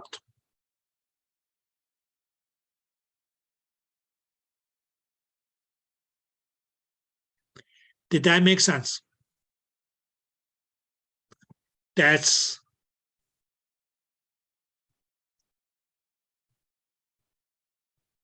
reciprocal.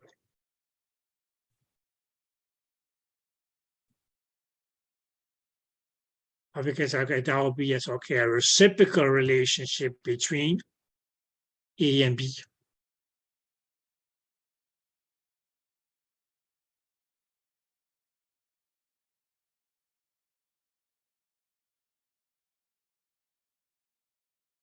Now, it doesn't really matter what the initial value of A is and what the initial value of B is. We can say, okay, that the initial value of A is, let's not get complicated, let's just say 10.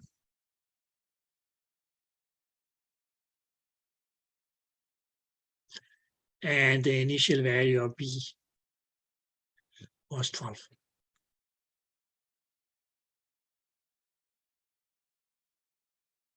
Clear. But okay, once it increases 4 times, it's going to become 40.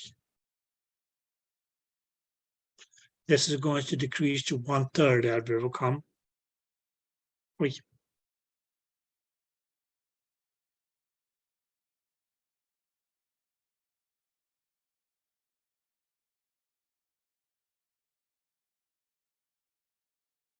Now, if we take it another way and say, well, okay, just the other way around and say that if B decreases, now A decreases, then B will increase. That may mean that, okay, as they are inversely proportional. Whereas if we say that, okay, they are now reciprocal, now when we say increase here, we can take it as any number. We can say, okay, it increases 2 times. Which may mean that, okay, as A will just decrease half. And we stay as, okay, stay with, okay, as our initial values here.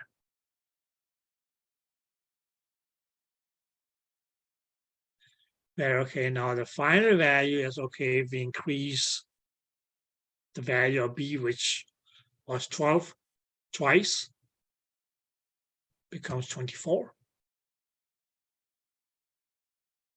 Whereas, okay, on the other hand, yes, okay, the value of A was going to, yes, okay, reduce to half.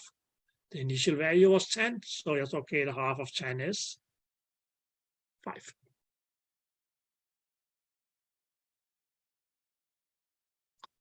Why? Because first of all, yes, okay, they were both inversely proportional, but they were also reciprocal, which mainly mean the more a value of one increases, the more is it that the value of the other will decrease. Or the more the value of one increases, the more is it that the value of the other will decrease. Because there was a reciprocal relationship. And how would you know that two numbers are reciprocal? Mainly as okay when we multiply them. And we say 4 was multiplied by 4, that becomes 1. Or you hear say that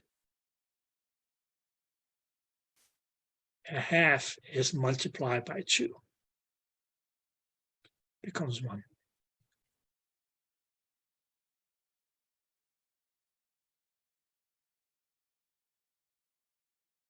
But you can pretty much take any number and say, you can say 55, the reciprocal of that is going to be 1 over 55.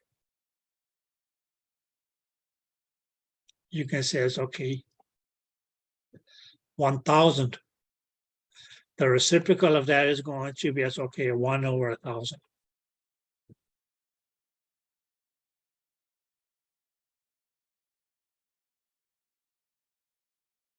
You can say 10,000, then okay, the reciprocal is going to be 1 over 10,000.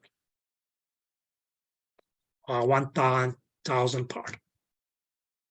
So what that meant, that if okay, if the value of A increases 1,000 times, then B will reduce to 1,000 times. Because A and B were reciprocals. Or vice versa. If we increase the value of B 1,000 times, then the value of B will decrease, A will decrease to 1,000. Because they were reciprocals.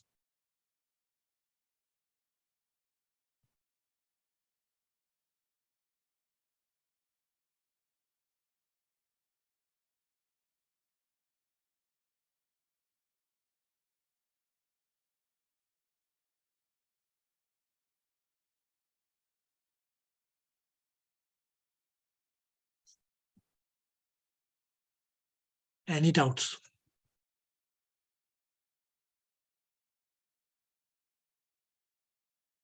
Now, there's going to be as okay a reciprocal relationship that's going to as okay be that we're going to come across at least 4 times.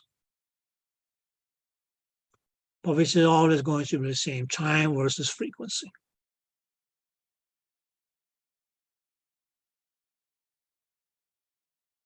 But then we're going to have okay different examples of frequencies and different examples of time.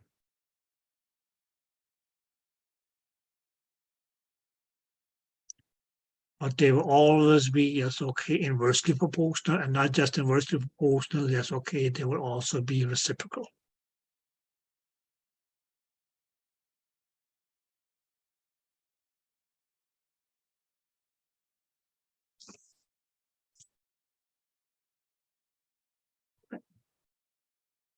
So if I say it's okay, 2 factors are reciprocal, the value of one increases 50 times.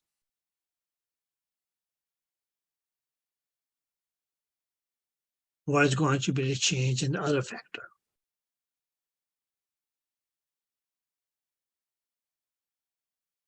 If 2 factors are reciprocal, the value of one increases 50 times. What is going to be the change in the other factor?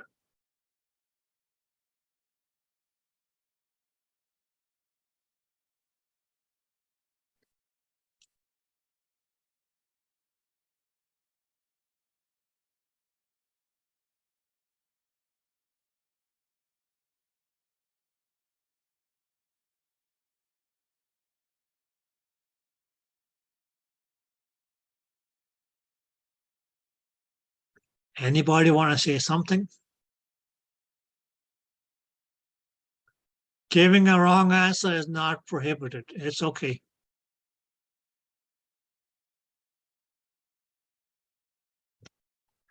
Maybe I should write down the question.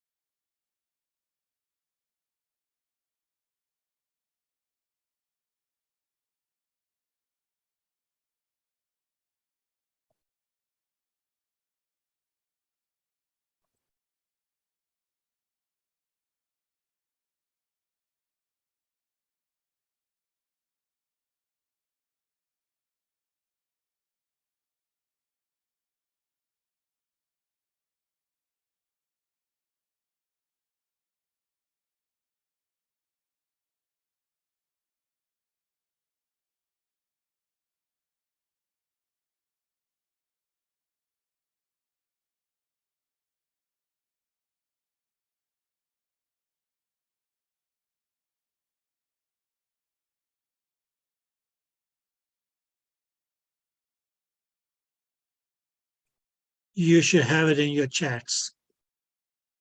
So two factors are reciprocal. If one, okay, just disregard the Q. Okay. If one increased 50 times, what is the change in the other going to be? Yes, Astrid? Oh, The 1 over 50. 1 or 50. Clear? So if the value of the first factor was, let's say, 2, it increases 50 times, it's going to become 100, right? Clear? And let's say that's okay, the factor of the other was 500. It's going to become 10. Because it's decreased by 50 times. Okay. But mainly it's okay when we talk about it's okay, the relative change in the two that being reciprocal, if one increases 50 times, the other will decrease 50 times. Because they were inversely proportional. Not inversely proportional, but also reciprocal. So the more one increase, the more is it that the other will decrease. Not just more, is going to be an equal increase and decrease in the two factors. That's what we call a reciprocal relationship. Whereas being inversely proportional, just say, well, okay, one increases, the other decreases. One decreases, the other increases. Clear? But being reciprocal mainly mean there's doubles, there's halves. There's 10 times, there's 1/10. There's 100 times, 100, and so on.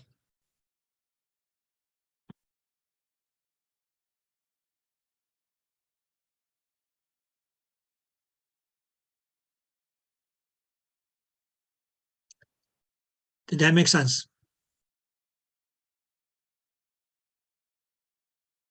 So, well, mainly it's okay, going to be it's okay, something about it's okay, or we can say it's okay. Is that reciprocals, that's okay, their product is always going to be 1. But then we will check it's okay, the not the values of the factors, but it's okay, the values of the change in the factors. Right, that's always going to be 1.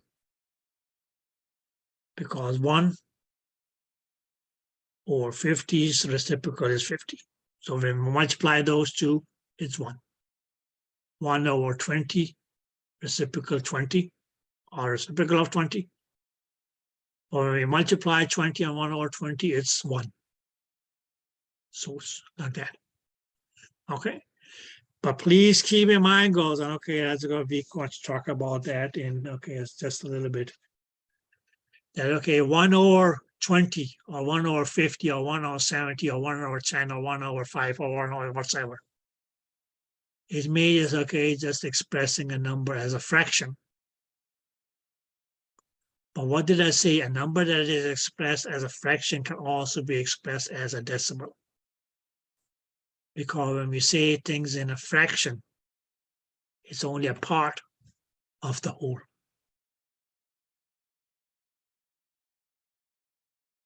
Clear? So 1/2 is just saying it's okay, half in a form of a fraction, expressing half as a fraction. Or if you want to express that as a decimal, it becomes 0.5.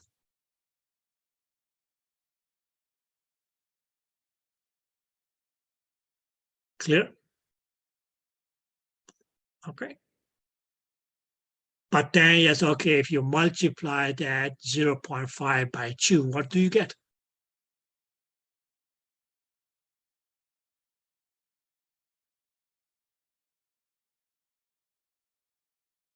.5 is a half, right? 0.5 is a half, right? Okay, I have a half and you have a half, you put together. What do we have now? A whole. 1. Okay.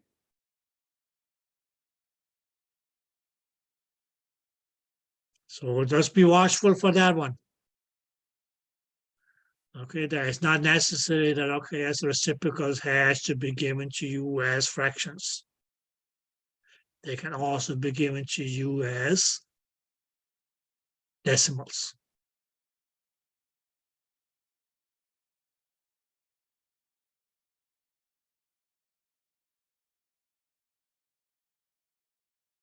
So 1/4, that's okay as expressing a quarter as a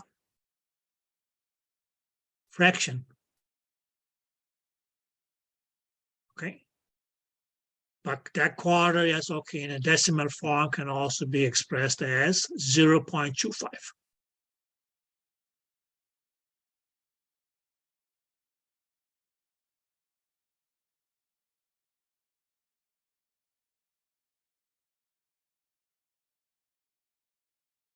Clear? 1/8.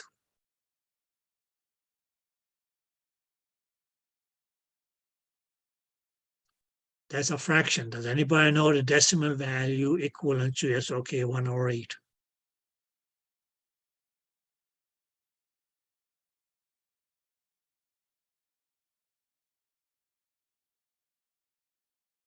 One over 8.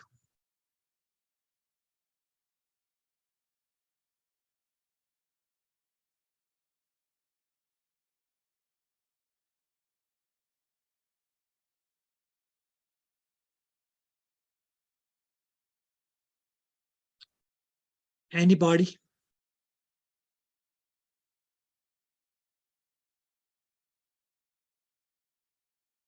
Yes, Jen, that's correct. But do you mind child the girls too? It's 0.125. Yeah, or 0.125. Okay.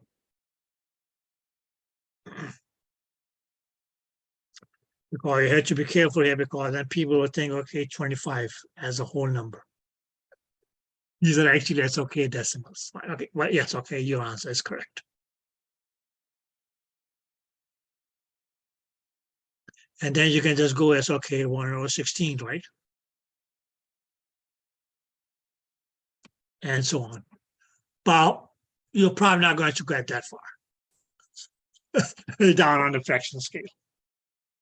Okay. So yes, okay, it is not a must that a number has, it's not going to be a must that a number has to be given in a form of a fraction to be a reciprocal of a whole number. Clear? Because, okay, as I said,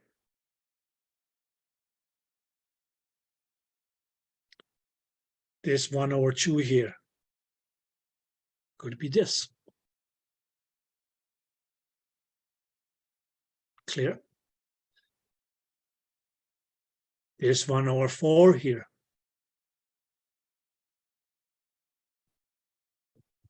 Can be this.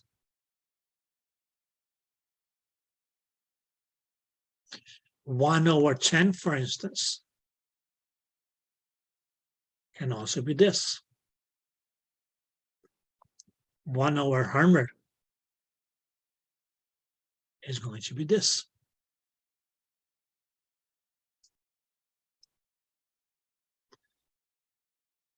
One over 1,000, for instance, is going to be this, and so on.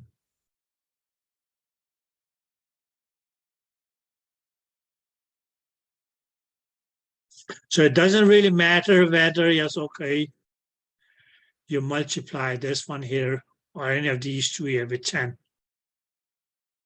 The product is still going to be 1. Or if you multiply any of these two here by 100, the product is still going to be 1. Or if you multiply any of these two here by 1,000, the product is still going to be 1.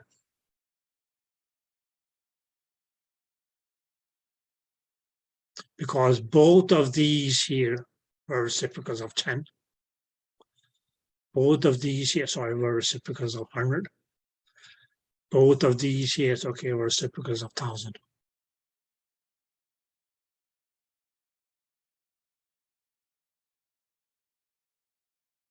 Clear? Which mainly meant, or what made them reciprocal was, if we talk about as, okay, factors that, okay, as A may increase 10 times, B may decrease to 1/10. If A increases 100 times, B will decrease to 100. A increases 1,000 times, B may decrease to 1,000. Because A and B were not only inversely proportional, but they were also reciprocal.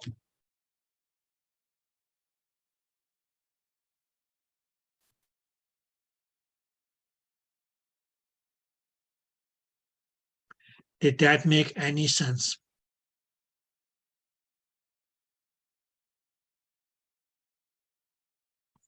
Now, girls, what I would ask you girls to do?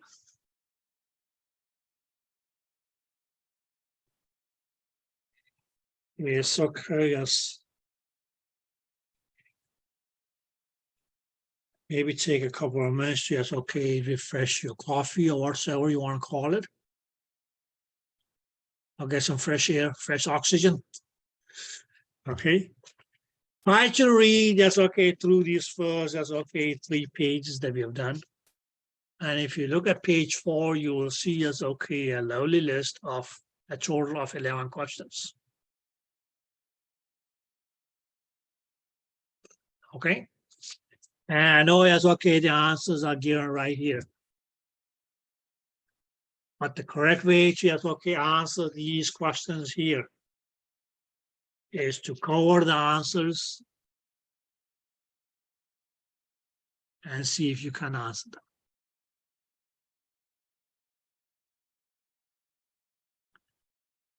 Clear? And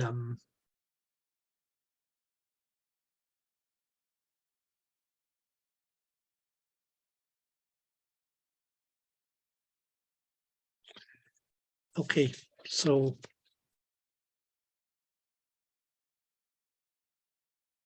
I will see you girls back in, should we say, half an hour-ish?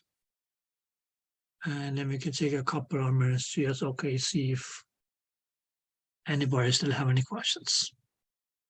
Okay. Is So this our lunch break? So then before, no, this is not your lunch break. This is your study break. Study versus that's okay, refreshing your coffee or whatever. Putting in the toast or whatever you want to prepare for lunch. Okay. So I see you girls, should we say it's okay at 11:40?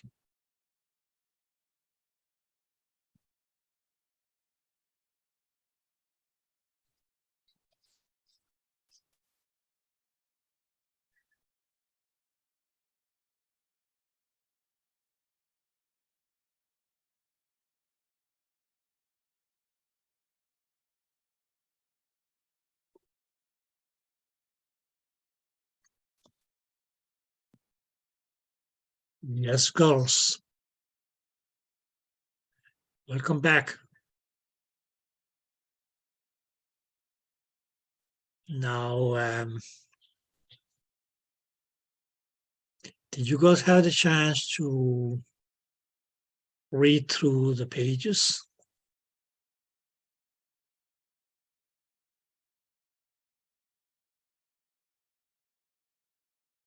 Okay.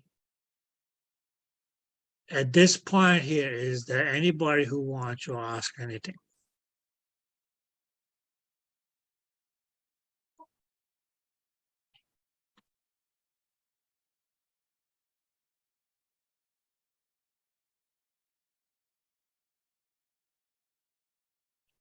Okay. So how well do you understand yes, okay, what it means to be related?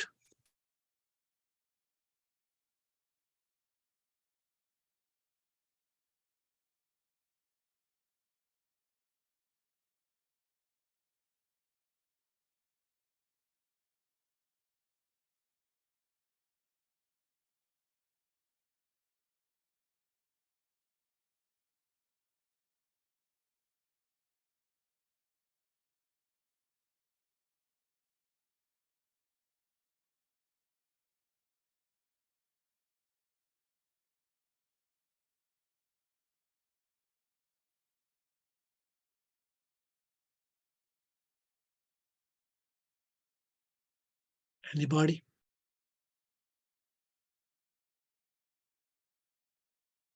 Well, this is an ultrasound class, so please produce some sound. Okay.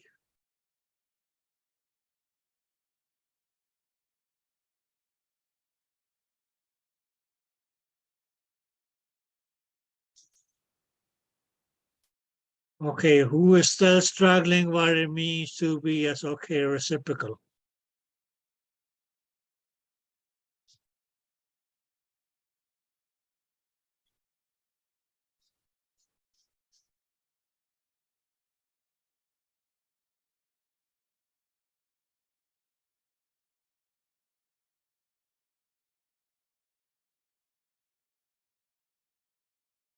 To make it talking reciprocal, the more I talk, the less you talk? No, hopefully not. It should be directly proportional. So from now on, I'm going to talk in terms of physics. Okay.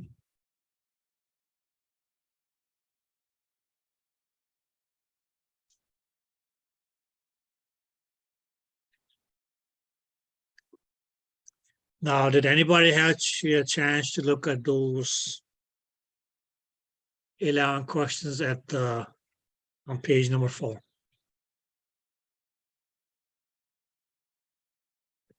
Okay. Now, well, okay, you can say it's okay, the relationships related questions are a little bit weird. It's not going to be these kind of questions here that okay is you may get, but maybe it's okay, just okay, make you can say that's okay. I just it's okay. Determine whether you okay it's okay, you're able to understand what the relationships mean. So that's okay, the cholesterol level and longevity will mainly mean that's okay, that's going to be inversely proportional. Why? Because the higher your cholesterol level, the less time is it that you'll be able to live for, right? Theoretically speaking. Okay. So that makes it inversely related. You can say, okay, smoking and likelihood of cardiovascular disease. That's directly related. Theoretically speaking, right? The more you smoke, the more likely is it that you are going to, yes, okay, or likely to develop cardiovascular disease or lung disease or whatsoever. So that's okay. When one increases, the other increases, that's going to be directly proportional. Years are, yes, okay, years employed and yes, okay, days off vacation earned each year. Okay. Who have been working at a place for more than 5 years?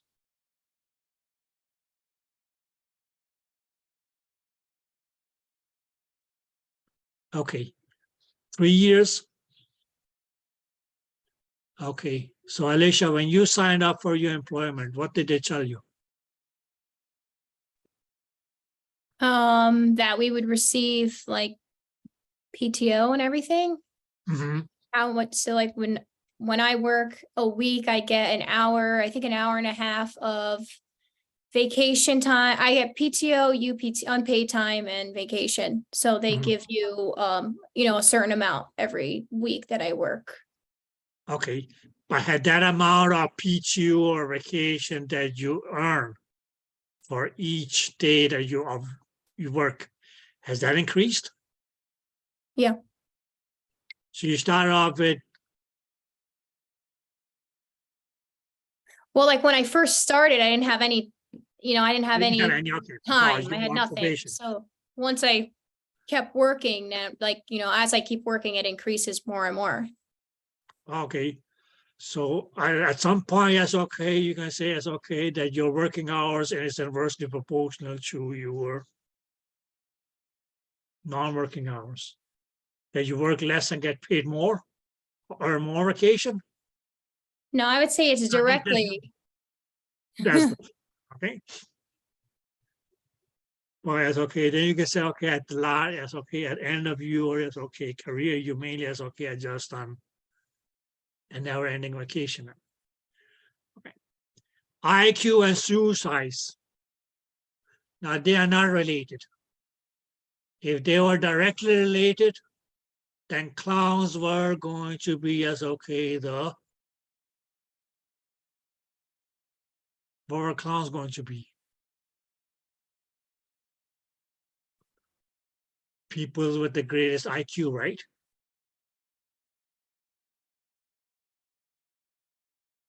Have any of you ever seen a clown?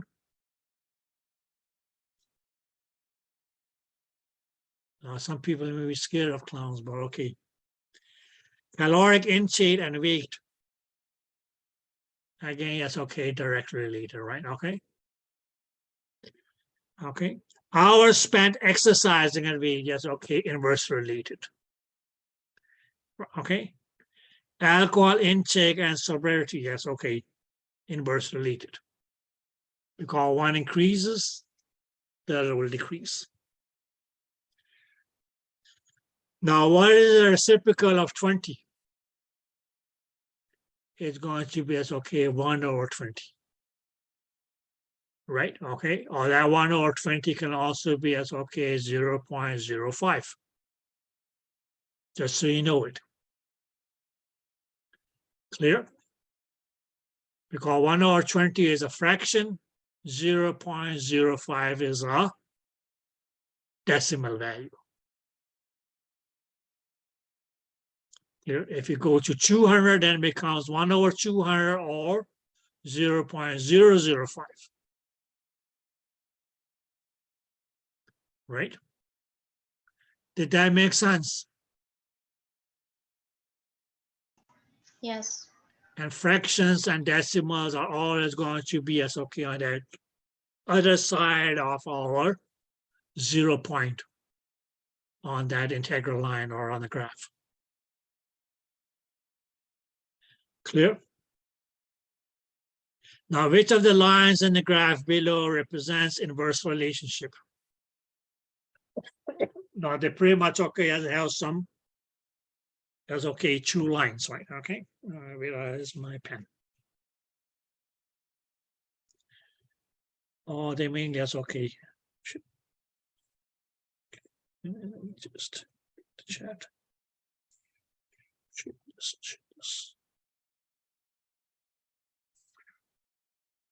So we mean that's okay, have a graph. And we can mainly say it's okay that this point here is okay, that was your 0 point.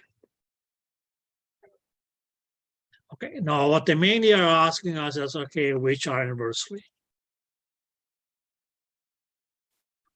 And what does it mean to be inversely as okay? That's when the value of one increases, the value of other will decrease. Okay, girls. And whichever way you want to do it, you can say it's okay, it's going to be this. This.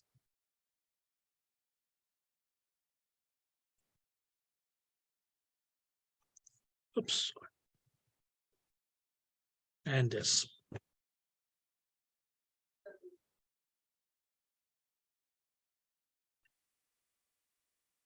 Why?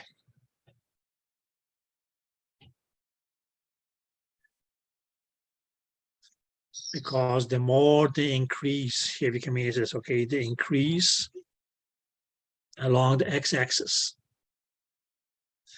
but they decrease along the y-axis. The here is okay, it started at, let's say, it's okay, this could have been, it's okay, a level of 50, for instance. This could be a level of 50, where this would have been 0, and this is 0. So when I get from 50 to 50 here, it's okay, but its value of the factor on the y-axis is 0. Likewise, here we could say, okay, this could have been 70. So it starts at a 70 as okay, it may go as okay here at this point here. If it continued, let's say it will continue. This could have been 70. So once it reaches the 70 on the x-axis, it is 0 at the y-axis. Okay. Or we can mainly say, okay, as the value increases along the x-axis, their value decreases along the y-axis.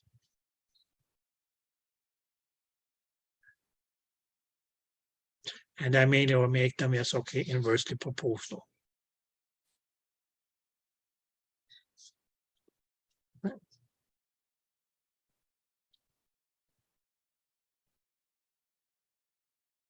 Did that make any sense?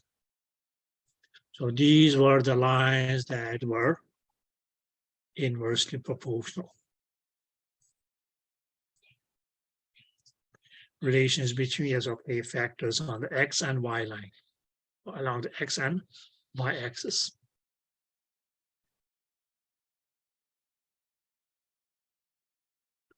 Whereas in question number 10, they mainly is okay, just ask, okay, which of the lines in the graph above represents a direct relationship. So we can say it will be directly proportional. Now, what did that mean? Now, one increases, then the other will increase. Or if one decreases, the other will decrease. And if you look at that, mainly as okay, there's going to be as okay. I don't have a purple, but we can say it's okay. This.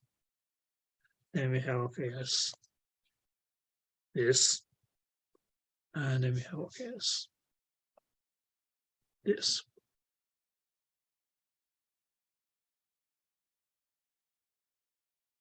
Because okay, this point here is still 0.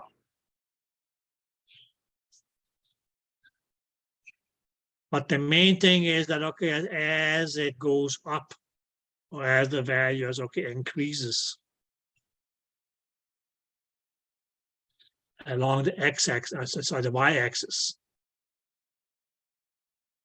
it also is okay increases along the x-axis. So for the red line is okay, so green line here is okay. It might have started at, let's say, it's okay at a value 10 here. But as it travels, that's okay along the x-axis. Its value is okay also increases along the x-axis and along the y-axis. So when one decreases around one axis and increases along the other axis, that's going to be directly proportional. The same still applies for us, okay, for this blue fellow here, the middle one. Okay, its value is okay, increases along the x-axis. And it also is okay, increases along the y-axis. So it increases along the y-axis and it increases along the x-axis. That's still going to be directly proportional.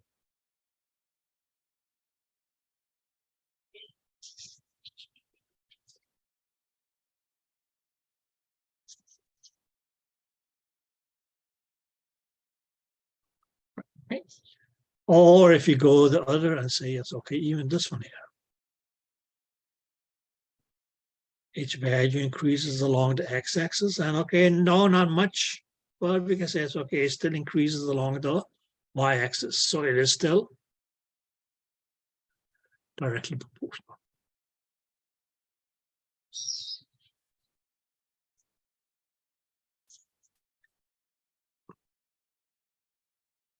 Yeah. And then it's just a question that when asked, okay, which lines in the graph represent a relationship between the two variables? Now that's going to be all of the lines. Clear?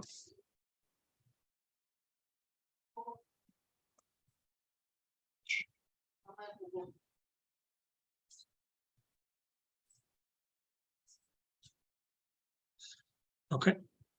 The thing about is, okay, the brown, orange, and red is that, okay, as they were inversely proportional.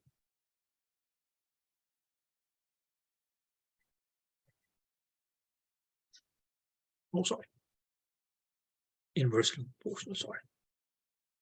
Because along one axis says, okay, the value increases, along the other axis, the value decreased.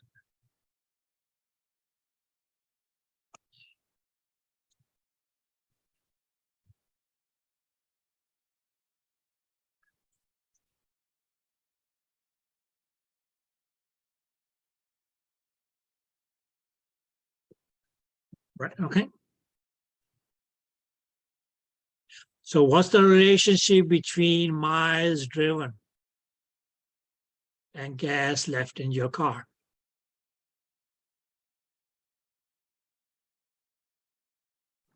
Inversely. Inversely related, right? Okay. You can say, okay, the more you drive, the less gas is there going to be in your car. Okay. Okay. And if you have fixed mileage per gallon, you can say, okay, that's going to be reciprocal. Right? Okay. But it's still going to be as okay, inversely proportional. Okay, so for a thing to be reciprocal, first of all, that's okay, it has to be inversely related. Clear? Okay. Then you can say, well, okay, as some factors or variables which may be as okay, inversely related and still be reciprocal. That mainly means that, okay, the more one increases, there's going to be an equal but opposite decrease in the other variable's value. Clear? And how do we determine that just okay, two factors are okay as reciprocals? That the product of the two numbers is going to be equal to 1. Now, please keep in mind here, as okay, we are talking about as okay, the change in the value. Okay. Very may says, okay, if something increases 20 times, that is going to decrease 20 times or reduce to 1/20. Increases 100 times, decreases to 100. Right? Did that make sense? So when you multiply those two, that's okay, the product becomes 100. Or the product of two reciprocals is always going to be 1.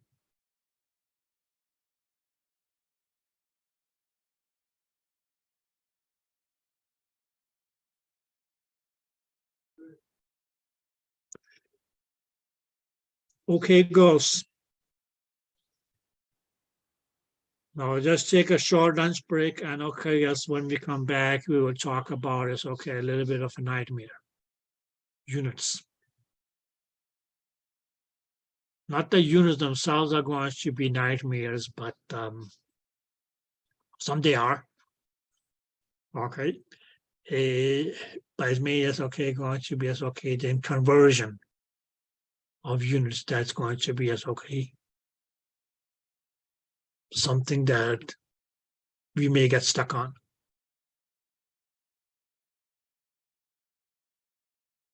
Right. So I will see you ladies back at, let's say it's okay, 1 o'clock. Hey.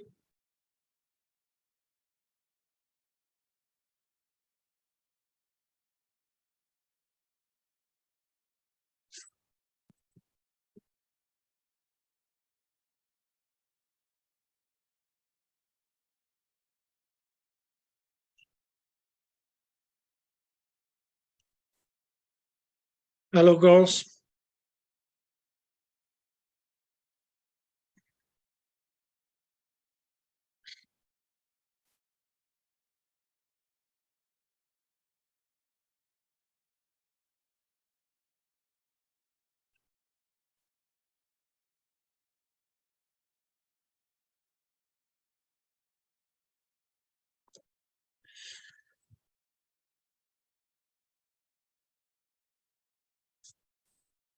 Okay.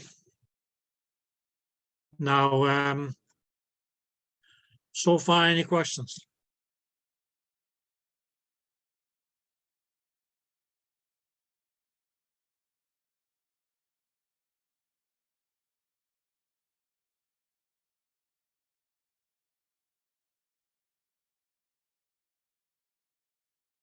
Any questions, girls?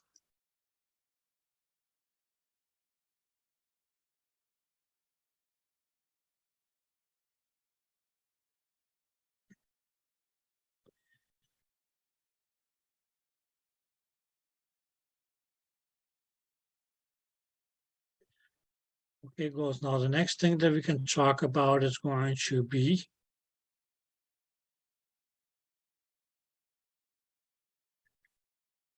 units.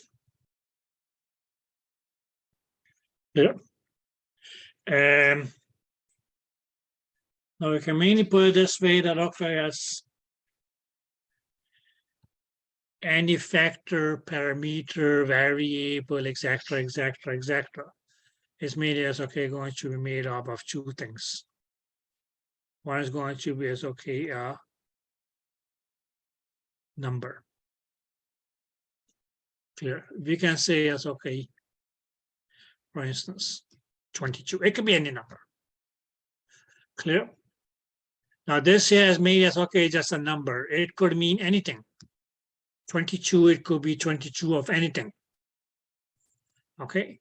What the unit mail is going to as okay do is specify 22 what? 22 what? Clear. So if I, for instance, okay, said 22 inches. Now you know that okay, as what we are talking about is that okay, as a distance of 22 inches. Clear? Did that make sense? Okay. So most of the factors or variables that we will be talking about will come with a unit. Okay. And one thing that you guys will have to remember is that what is the unit for a parameter or variable. Okay, now here we can say it's okay, inches. That was mainly as okay, unit of length, or what we also as okay, later on we refer to as a distance. Clear? Likewise, yes, okay, we could also say feet. Right, okay. We could have said meters. We could have said miles. Clear? Okay. Just different units of distance or length. And okay, as we can mean it says okay in different unit systems. Okay. But if we find this okay, change the unit here from a unit of distance to, let's say,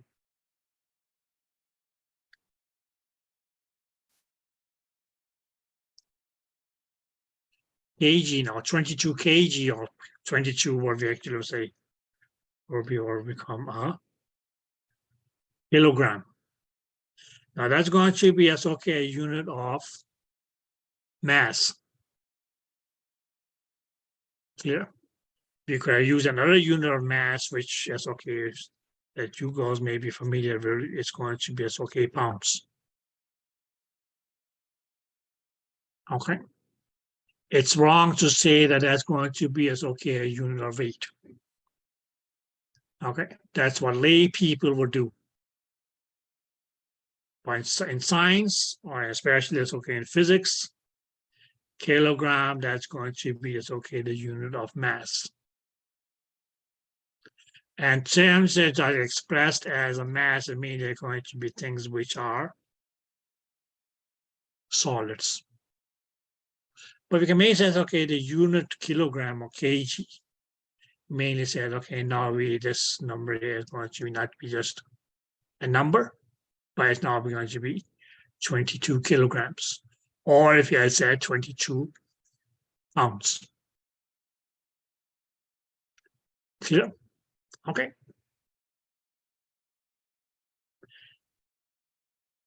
Did that make sense? So we can mainly say, okay, a number without a unit is just a unit, 22. That could be donuts, ice creams, soda cans, pieces of M&Ms or whatever. Okay, it could have been dollars. Who knows? It could be $100 bills. It could have been anything. So yes, okay, but once we okay, put a unit with a number, it mainly okay specifies as okay the worth of this number here.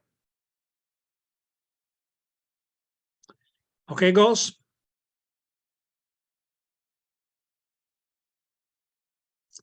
Now we can mainly say as okay some of the common units that we are going to come across in this course here. One is going to be as okay where we could have said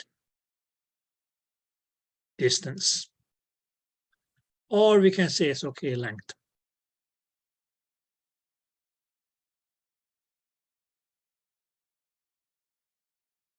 Clear? And what it mainly as okay will be is okay as what is the distance between is okay one point and another point. So the measurement of this distance here, that's going to is okay, we can say okay be expressed as a number. Clear? Okay. But mainly it's okay because we say that okay it's a distance or length, that's going to is okay be okay accompanied with a unit. Okay. Now we can say okay this would have been as okay 20 meters. Not really, but okay. There okay as meter is going to be as okay a basic unit of distance or length. Clear? We can have multiples of meters, and or we can have fractions of meters. Okay, but what they are, whether they are multiples of the basic unit of distance or length, or whether they are fractions of the basic unit of distance or length, they are still going to, yes, okay, be considered a unit of length or distance.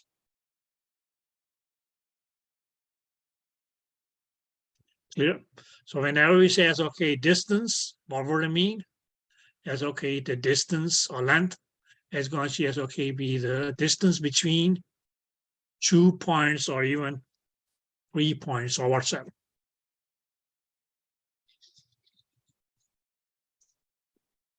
Yep.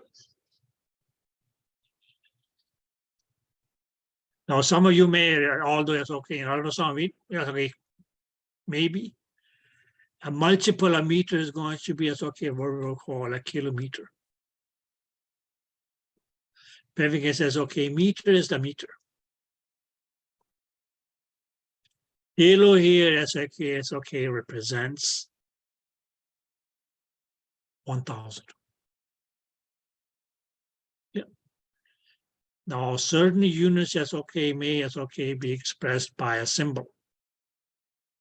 So the symbol for as okay meter actually is going to be as okay an uppercase M. Now, if we say kilometer, meter is M, kilo is mainly as okay, just going to be the K. Now, 1 kilometer actually is just going to be as okay what the number tells or what this here tells you is going to be equal to 1,000 meters. Makes up a kilometer.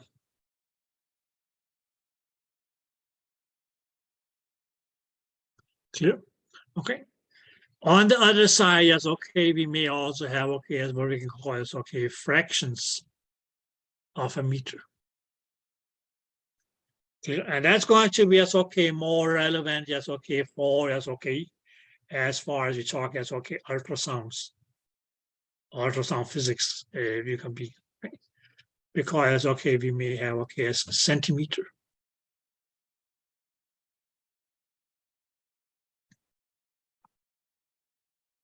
Now, keep in mind, well, this is a fraction of a meter. So that actually is going to, yes, okay, be 1/100th of a meter. So you can mainly say that, okay, as 1 centimeter is actually 1/100th of a meter. Or if we took a meter and divided into 100 equal halves, each of those were going to be as, okay, 1 centimeter.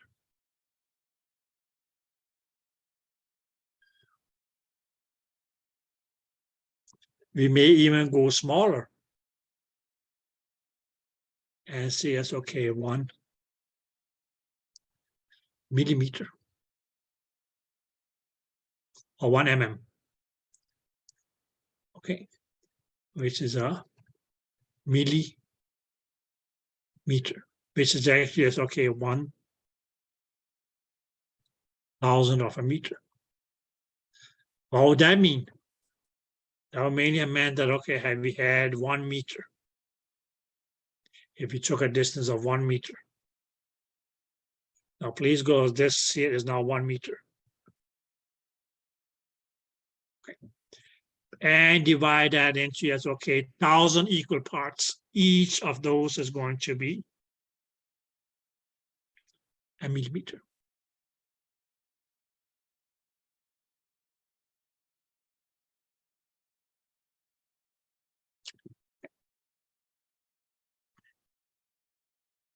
There's another unit. And that's going to be as, okay, the unit of area.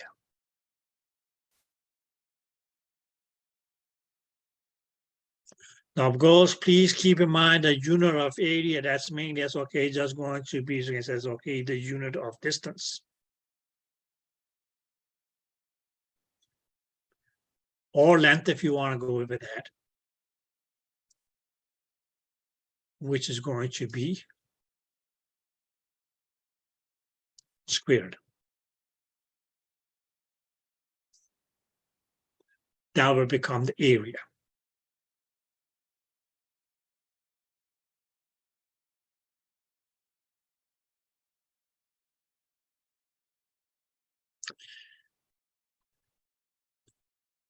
If you ever try to buy a house, they will say, well, okay, yes, this is the area of the plot, which is going to be as okay in square yards, square meters, square acres, square miles, all depends upon yes, okay, how big of a house you buy.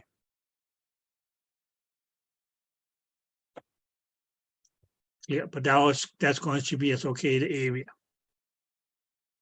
So the area of, or the unit of area is always going to be as okay, the unit of distance squared. Did that make sense? And what does it mean to be squared? Now, when you say something is square, is there anybody who would tell me what a square is?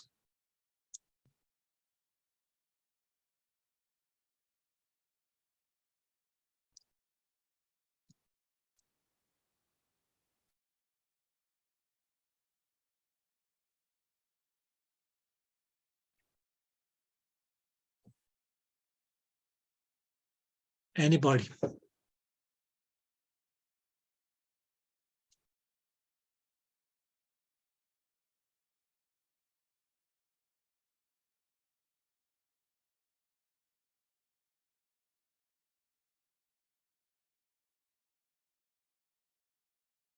Isn't that when you like, you multiply the number by itself? Okay, yeah.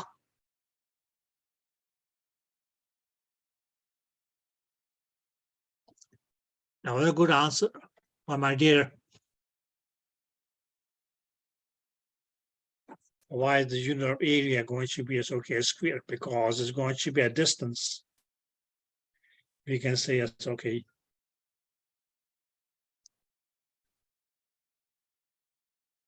$2 meters.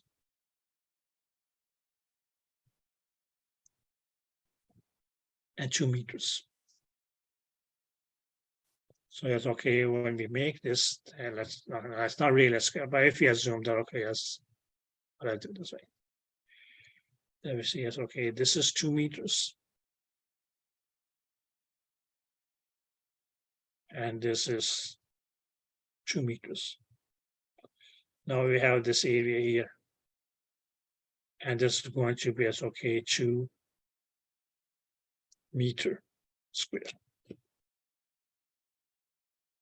That's going to be as okay, the area of this box here.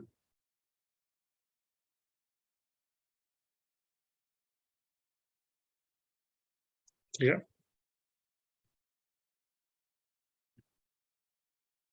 Okay. But you are correct, my dear. Because if I say it's okay, the area now is always going to be as okay, a unit of distance squared. Where this is the unit, or this is the distance, but it's going to be squared. So that will give us as okay the area of this plot here.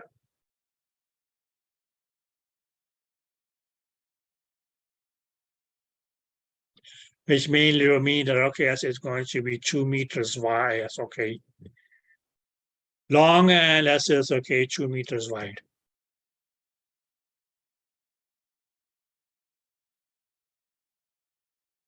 But that will be the area.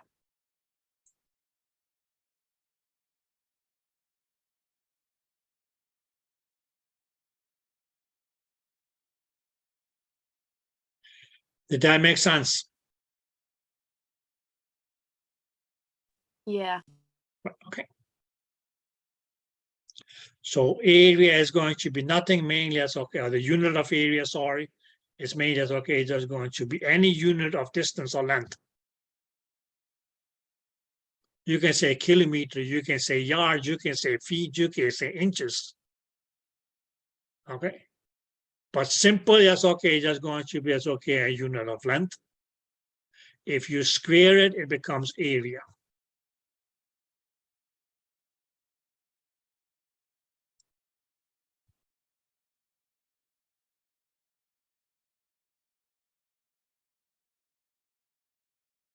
Yep.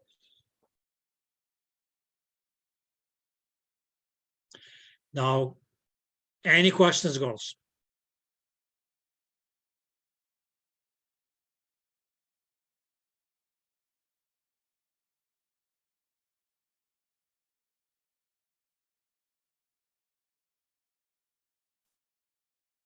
Any questions?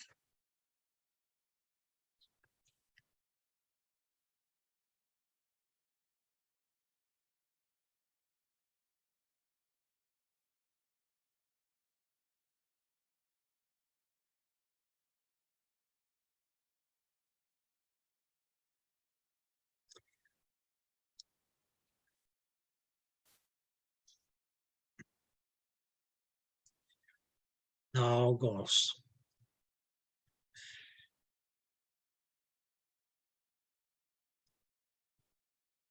We can say volume.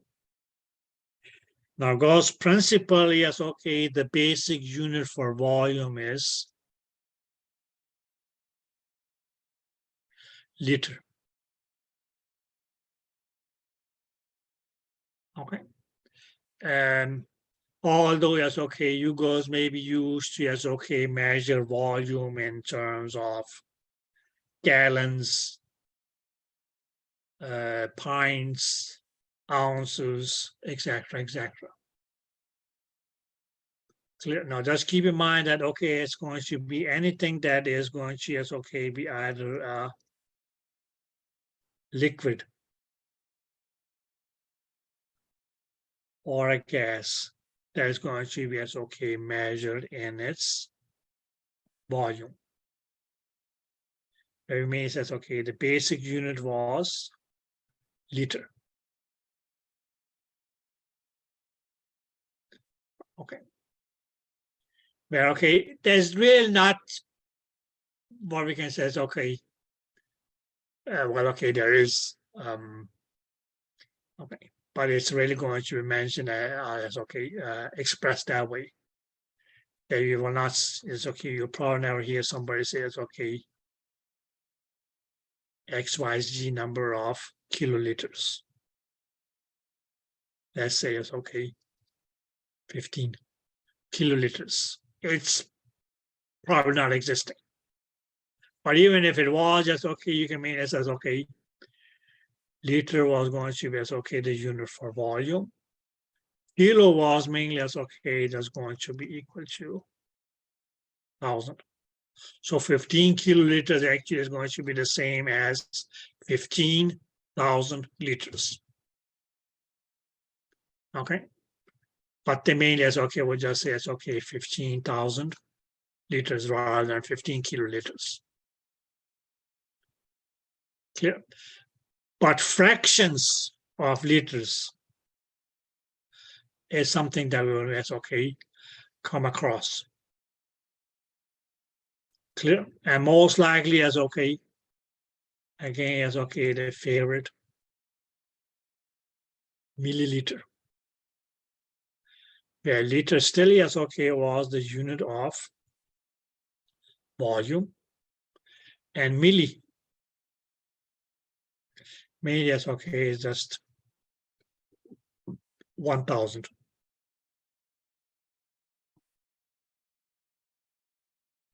So if you took any cylinder that contained a liquid or a gas, or 1 liter of a liquid or a gas, and we actually divided that amount into 1,000 equal parts. Each part will be 1 milliliter. Because milliliter mainly just means 1,000 of a liter.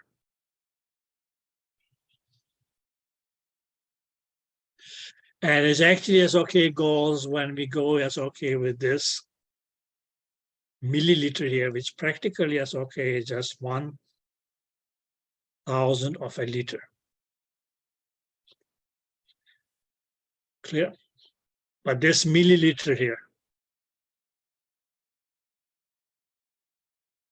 is also as okay what people may express as a unit of volume as a cc.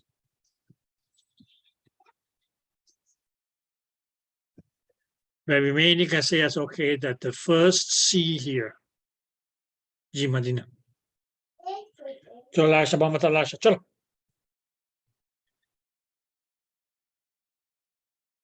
Is going to be cubic, which will be this. And the other C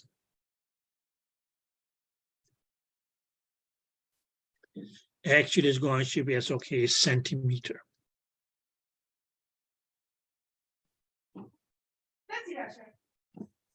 So that's okay. CC actually stands for cubic centimeter. But if you now look at centimeter, yes, okay, meter, that was okay as a unit of, sorry. That practically is okay was a unit of distance. Clear? And centi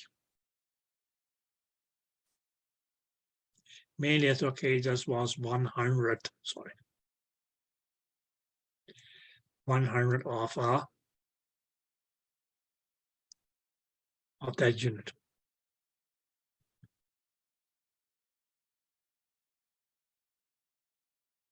Okay, so it can be expressed as liters, milliliters, microliters, nanoliters, whatsoever, which are all going to be as okay fractions of the unit of liter. For volume, some people may also express it as cc. They're roughly speaking, they mainly says okay that 1 milliliter actually is going to be equal to 1 cc. But where cc actually is okay is going to be as okay the unit of distance cubed. So volume can also be as okay be expressed in the terms of a unit of distance in cubed.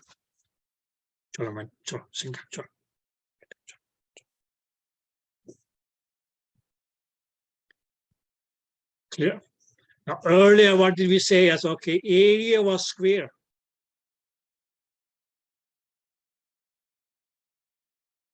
This was a square. Clear?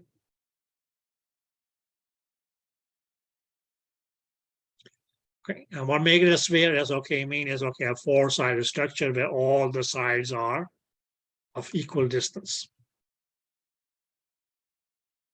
Okay, and area is okay if you put it this way, let's see. Area is okay, that was okay as two-dimensional. Okay, two-dimensional is okay measurement of distance, whereas volume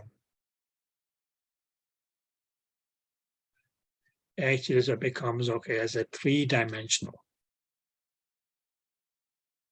measurement of distance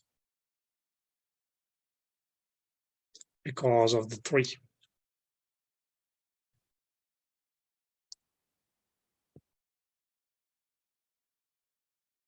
So it still is going to be as okay, being it says okay, a height and a width.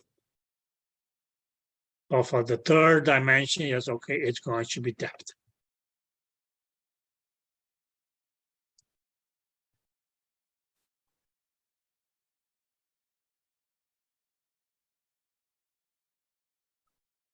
Which will be this or this or this or this. And we can still say as okay,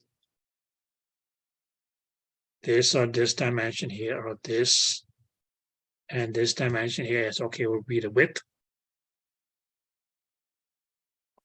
We can say it's okay, this, and this would be the height.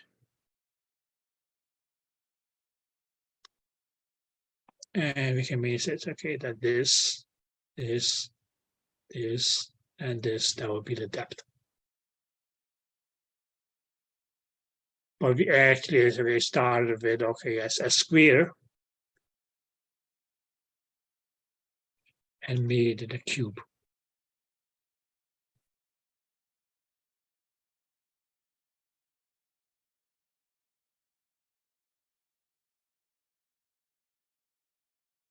Okay.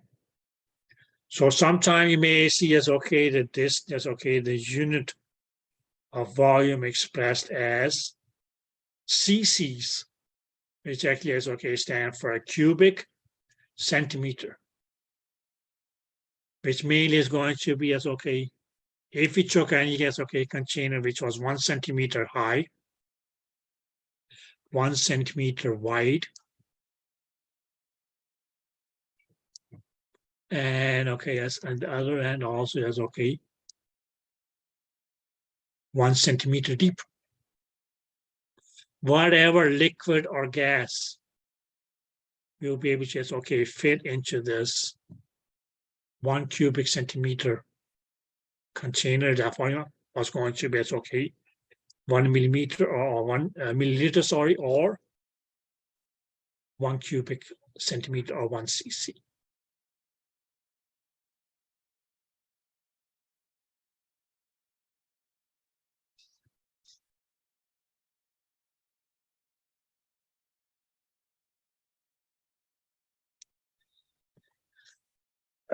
Did you girls get that?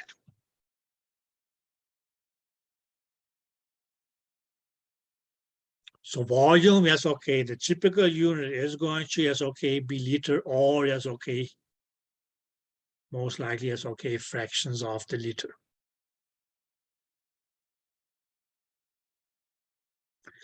But volume, if it is expressed in a unit of distance, is going to be, yes, okay, the unit of distance or length cubed. So there is going to be, yes, okay, the difference between area and volume. Both can be expressed as a unit of distance. Clear? But for area, ladies, it is going to be A is okay, the unit of distance squared. Whereas for volume, if it's not liter, milliliter, microliter, hectoliter, deciliter, so on, so whatsoever, then it's going, okay. But as a unit of distance that will express the volume, it's going to be as okay, unit of distance, it's going to be cubed.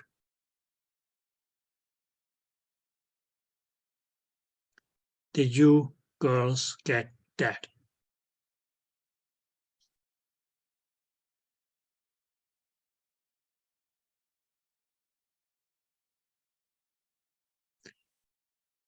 Any questions?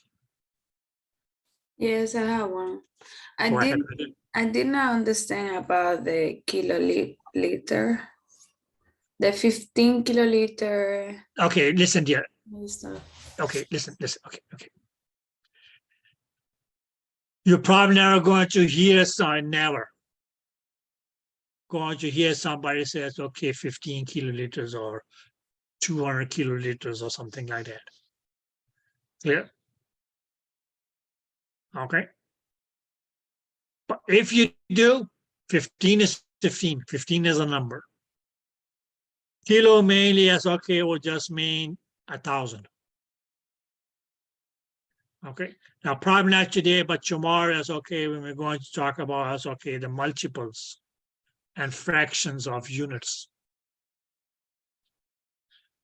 And get into as okay one of the first nightmares of physics, which is going to be conversion.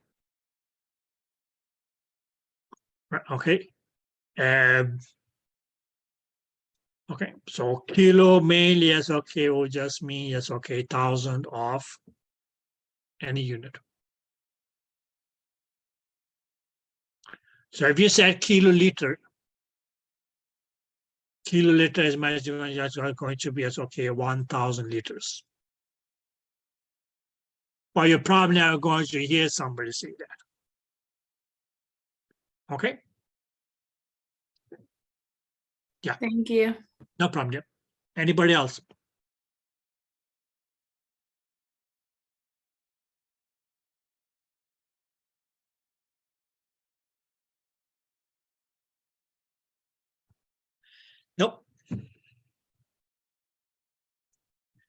Okay. So please remember, girls, area, yes, okay, is two-dimensional of distance. Volume is going to be as okay, a three-dimensional unit of distance.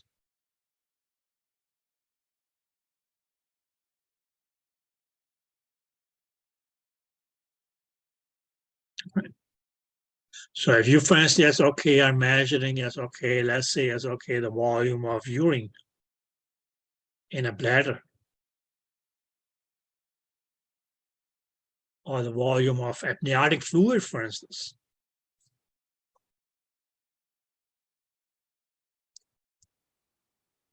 It's going to be a three-dimensional.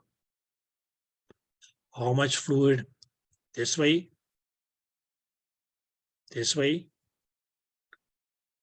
and this way.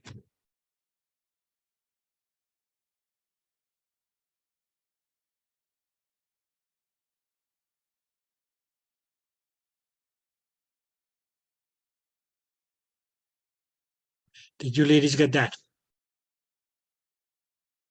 That will become the volume, and volume is three-dimensional. That's why it's okay, it's going to be the distance cubed. The area is only two-dimensional.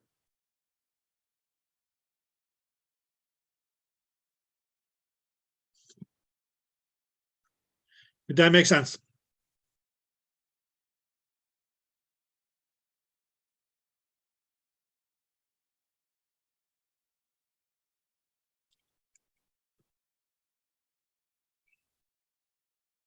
Now, girls, another unit that we may come across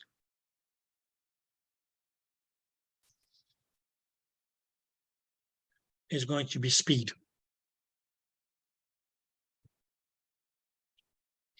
Now, mainly as okay, people will say it's okay, speed mainly as okay, just determines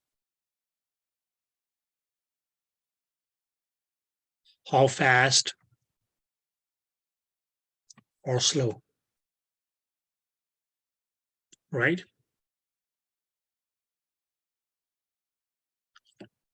But mainly as okay, when we talk about speed, and okay, if you go to the unit of speed, it's going to mean it's okay, just be any unit of distance by unit of time.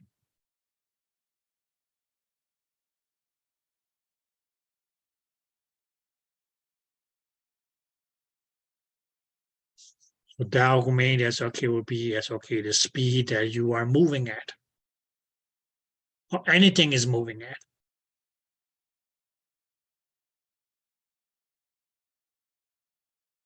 Now, ladies, if you, whenever you drive,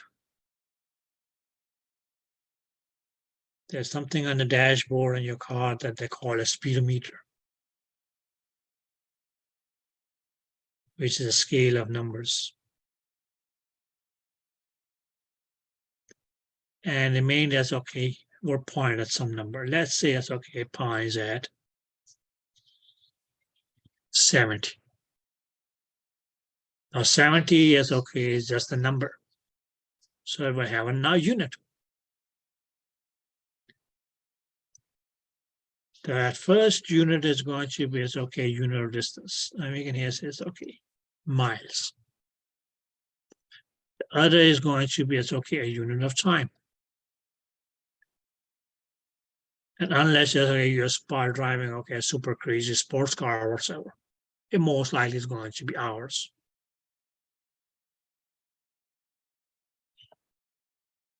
Okay. So that's okay. If that's where it points at, that will mainly mean that okay, as at this time of that's okay. If you continue, yes, okay, going with this speed here, 70 miles an hour, that will mainly mean that okay, as in 1 hour from now, you'll be as okay 70 miles.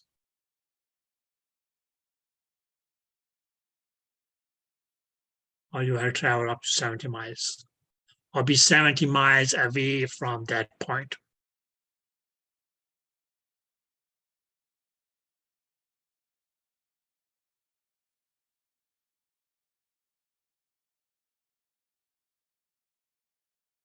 Okay. Did that make sense?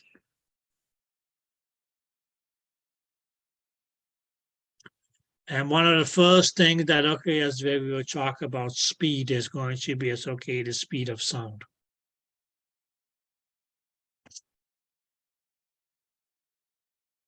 Okay. At a later instance, okay, we will talk about, is okay, the speed of blood.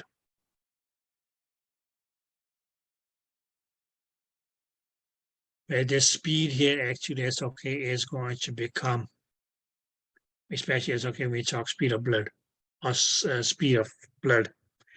Actually, it's okay, will become expressed as velocity.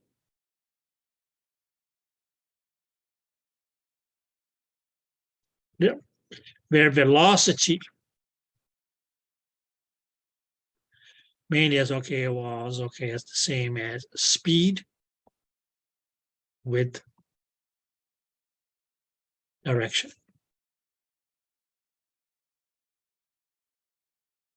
So we could say here that okay, as our speed, that's okay, that was 70 miles because after 1 hour or 70 miles per hour, because after 1 mile, after 1 hour, sorry. 1 hour later, yes, okay, I had reached to a point which was 70 miles away from here.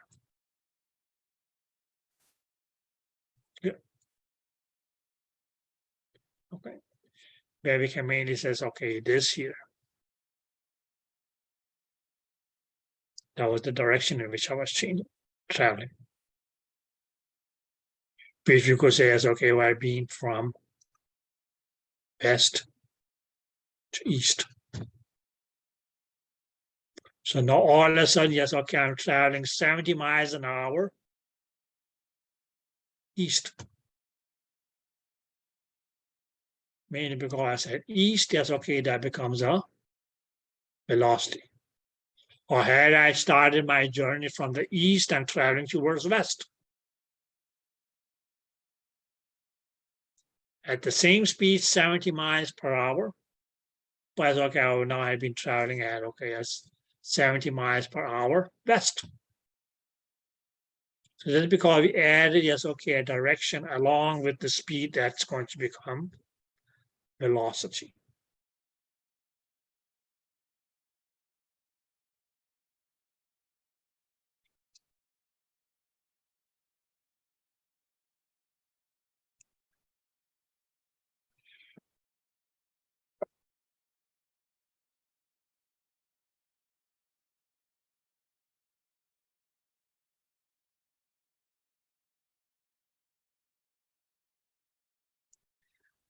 Did you girls get that?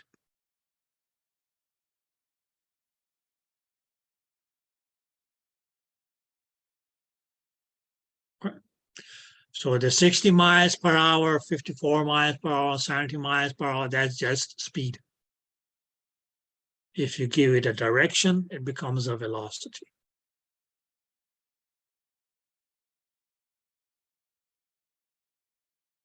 Clear? Okay. And velocity, yes, okay, well, that's going to become important. Yes, okay, once we talk speed of blood. Okay, which will be, yes, okay, your Doppler. But before that, yes, okay, we'll talk about speed of sound, which is pretty much okay, is going to be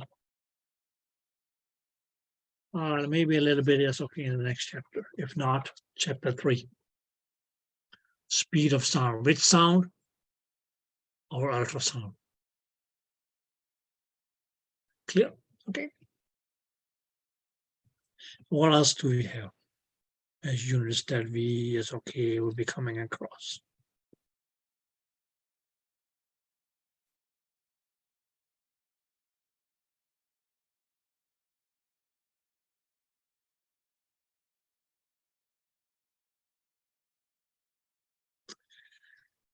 Um,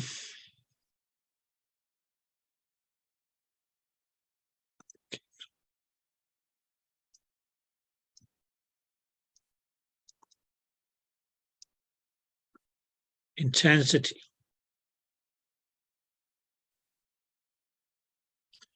Now goes one thing, because once we say yes, okay, ET, don't mean that, okay, yes, this is going to, yes, okay, this definition is going to start off with, okay, yes, concentration of.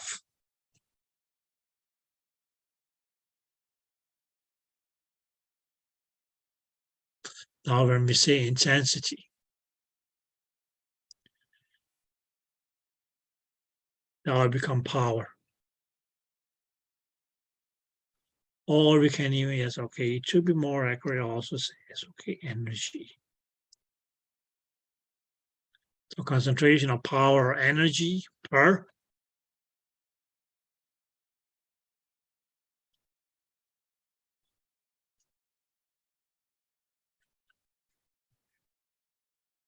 area. And as we already know, that area, what was that? That was mean as okay, going to be as okay, any unit of distance squared, right?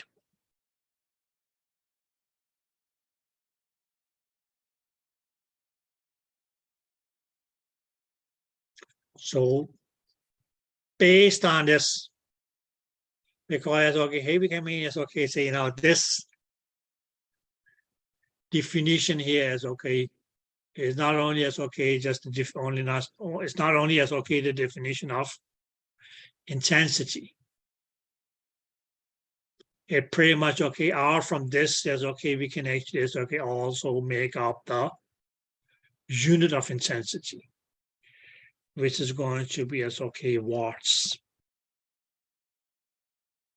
Because okay, as we will see later on that okay, as power is, or the unit for power is watts per area, which is going to be as okay, any unit of distance squared. We can say it's okay, centimeters squared, for instance.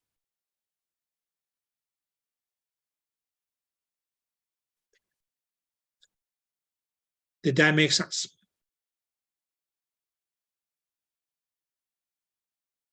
But if you look at it, it will mainly be as okay, if we have an area,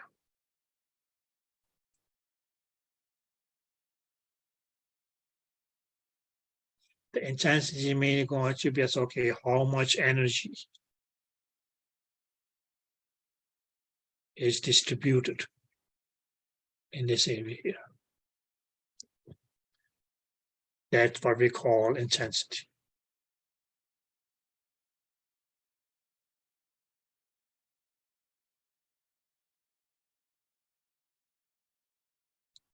Okay. Now we will have okay as a brief discussion about intensity as okay and its relation with other parameters in chapter 3. Yeah, chapter 3. And okay, as a whole detail, that's okay. Isolated discussion about intensity itself in chapter 5.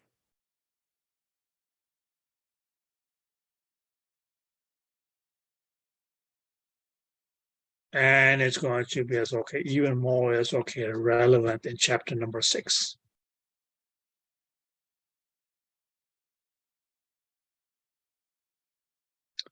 But for now, we can mean it as okay. This was its unit, and where did we derive that unit from? Pretty much okay, as from its definition.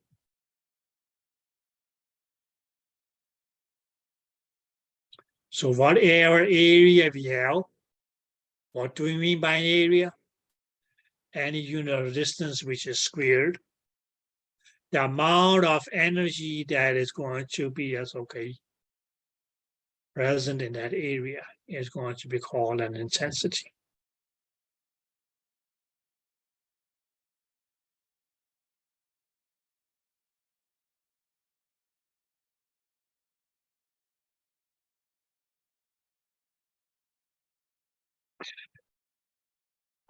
Now we can just take one last one, girls.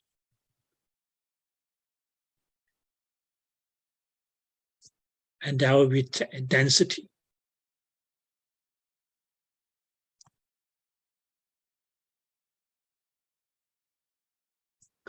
And again, as I just said, is okay, since we start off, is okay, since the term ends with ET, the definition will be as okay, the concentration of.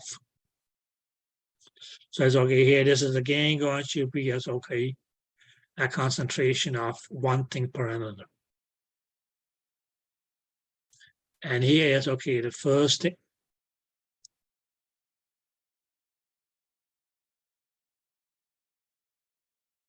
We're going to come to that check.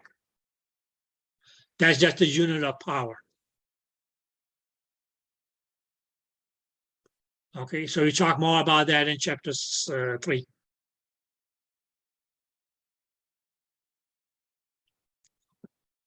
But here it's okay, that's again going to be as okay, concentration of mass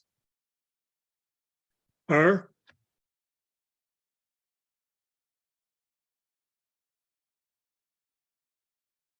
volume. Now the Khamenei says, okay, the basic unit for mass was kilogram. It can be any multiple of a kilogram, or it can be any fraction of a kilogram, or even a gram per unit of volume, which can be a liter,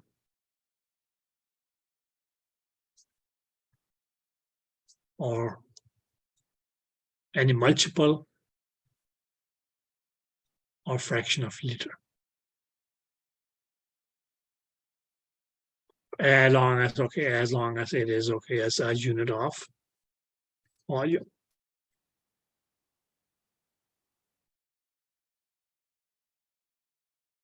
So that's what we'll call density.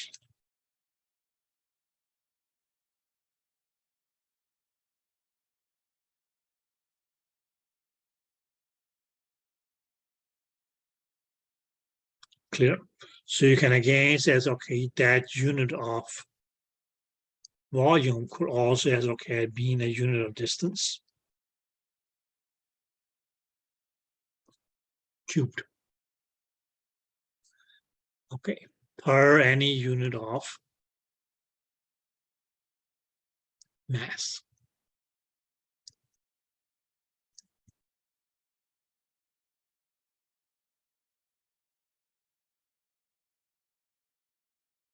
So as long as this here is okay was a unit of mass, kilogram, milligram, multiple of kilogram, fraction of kilogram, it doesn't really matter because it's still going to be as okay a unit of mass. And where okay, yes, the denominator of the unit is going to be as okay the standard unit of volume, which could have been liter, or it could have been as okay any unit of distance that was cubed. These mind goals cubed would still as okay be a unit of volume.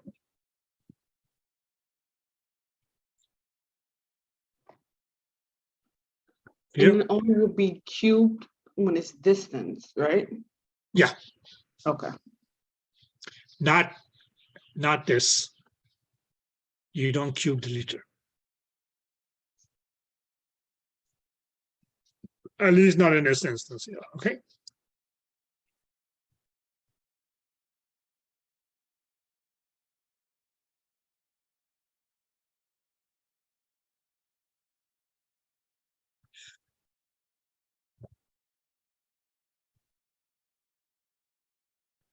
Did that make sense?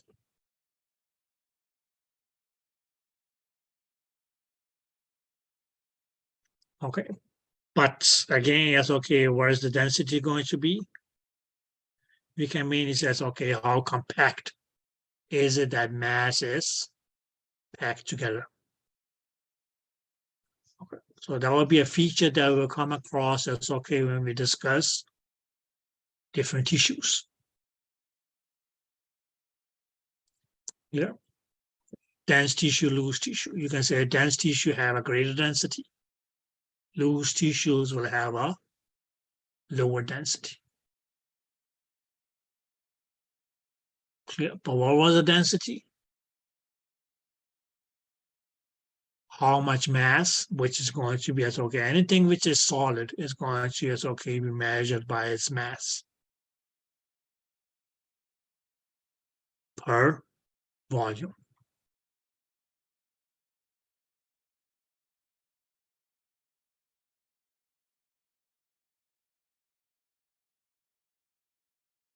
Which either can be as okay a liter or okay as any as okay regular unit of liter, or a unit of distance, but here not squared. Or that would have been an area then, but cubed.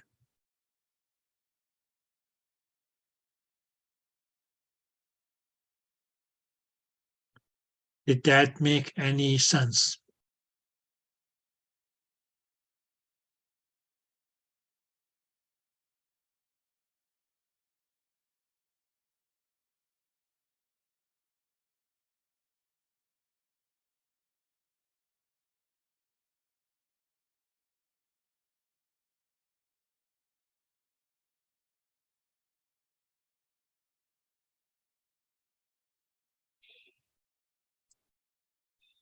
Now, girls, any questions?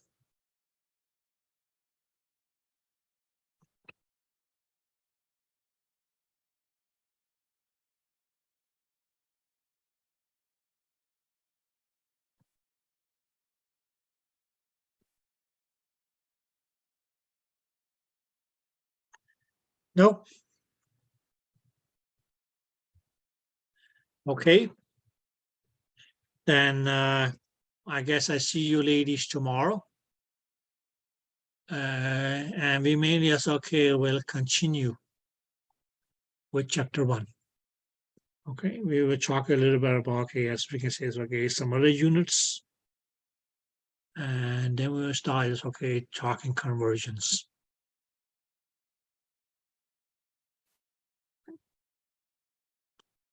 Now, before that, how many of you are familiar with the metric system?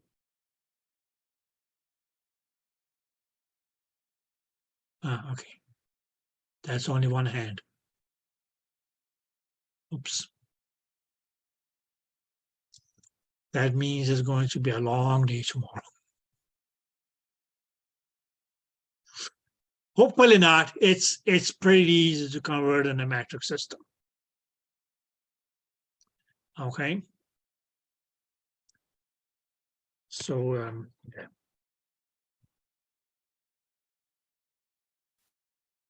Otherwise, does anybody know how many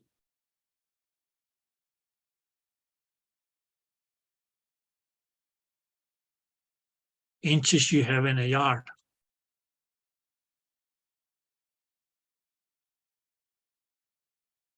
Right, here you go. Nobody knows that on top of the head. But it's easier to say is okay if I asked, hopefully tomorrow, how many centimeters do we have in a meter? It's in the name. That's going to be 100 centimeters in a meter.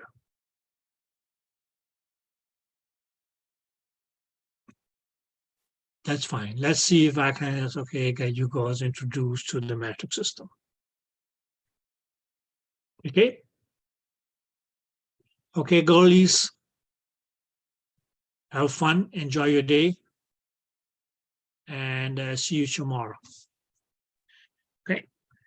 Now please just, okay, try to read on the materials that we did. And if you still have any questions, either keep them for tomorrow or send me an email. Okay? Thank you. You're welcome. Thank you. Bye. Bye. Bye-bye, girls.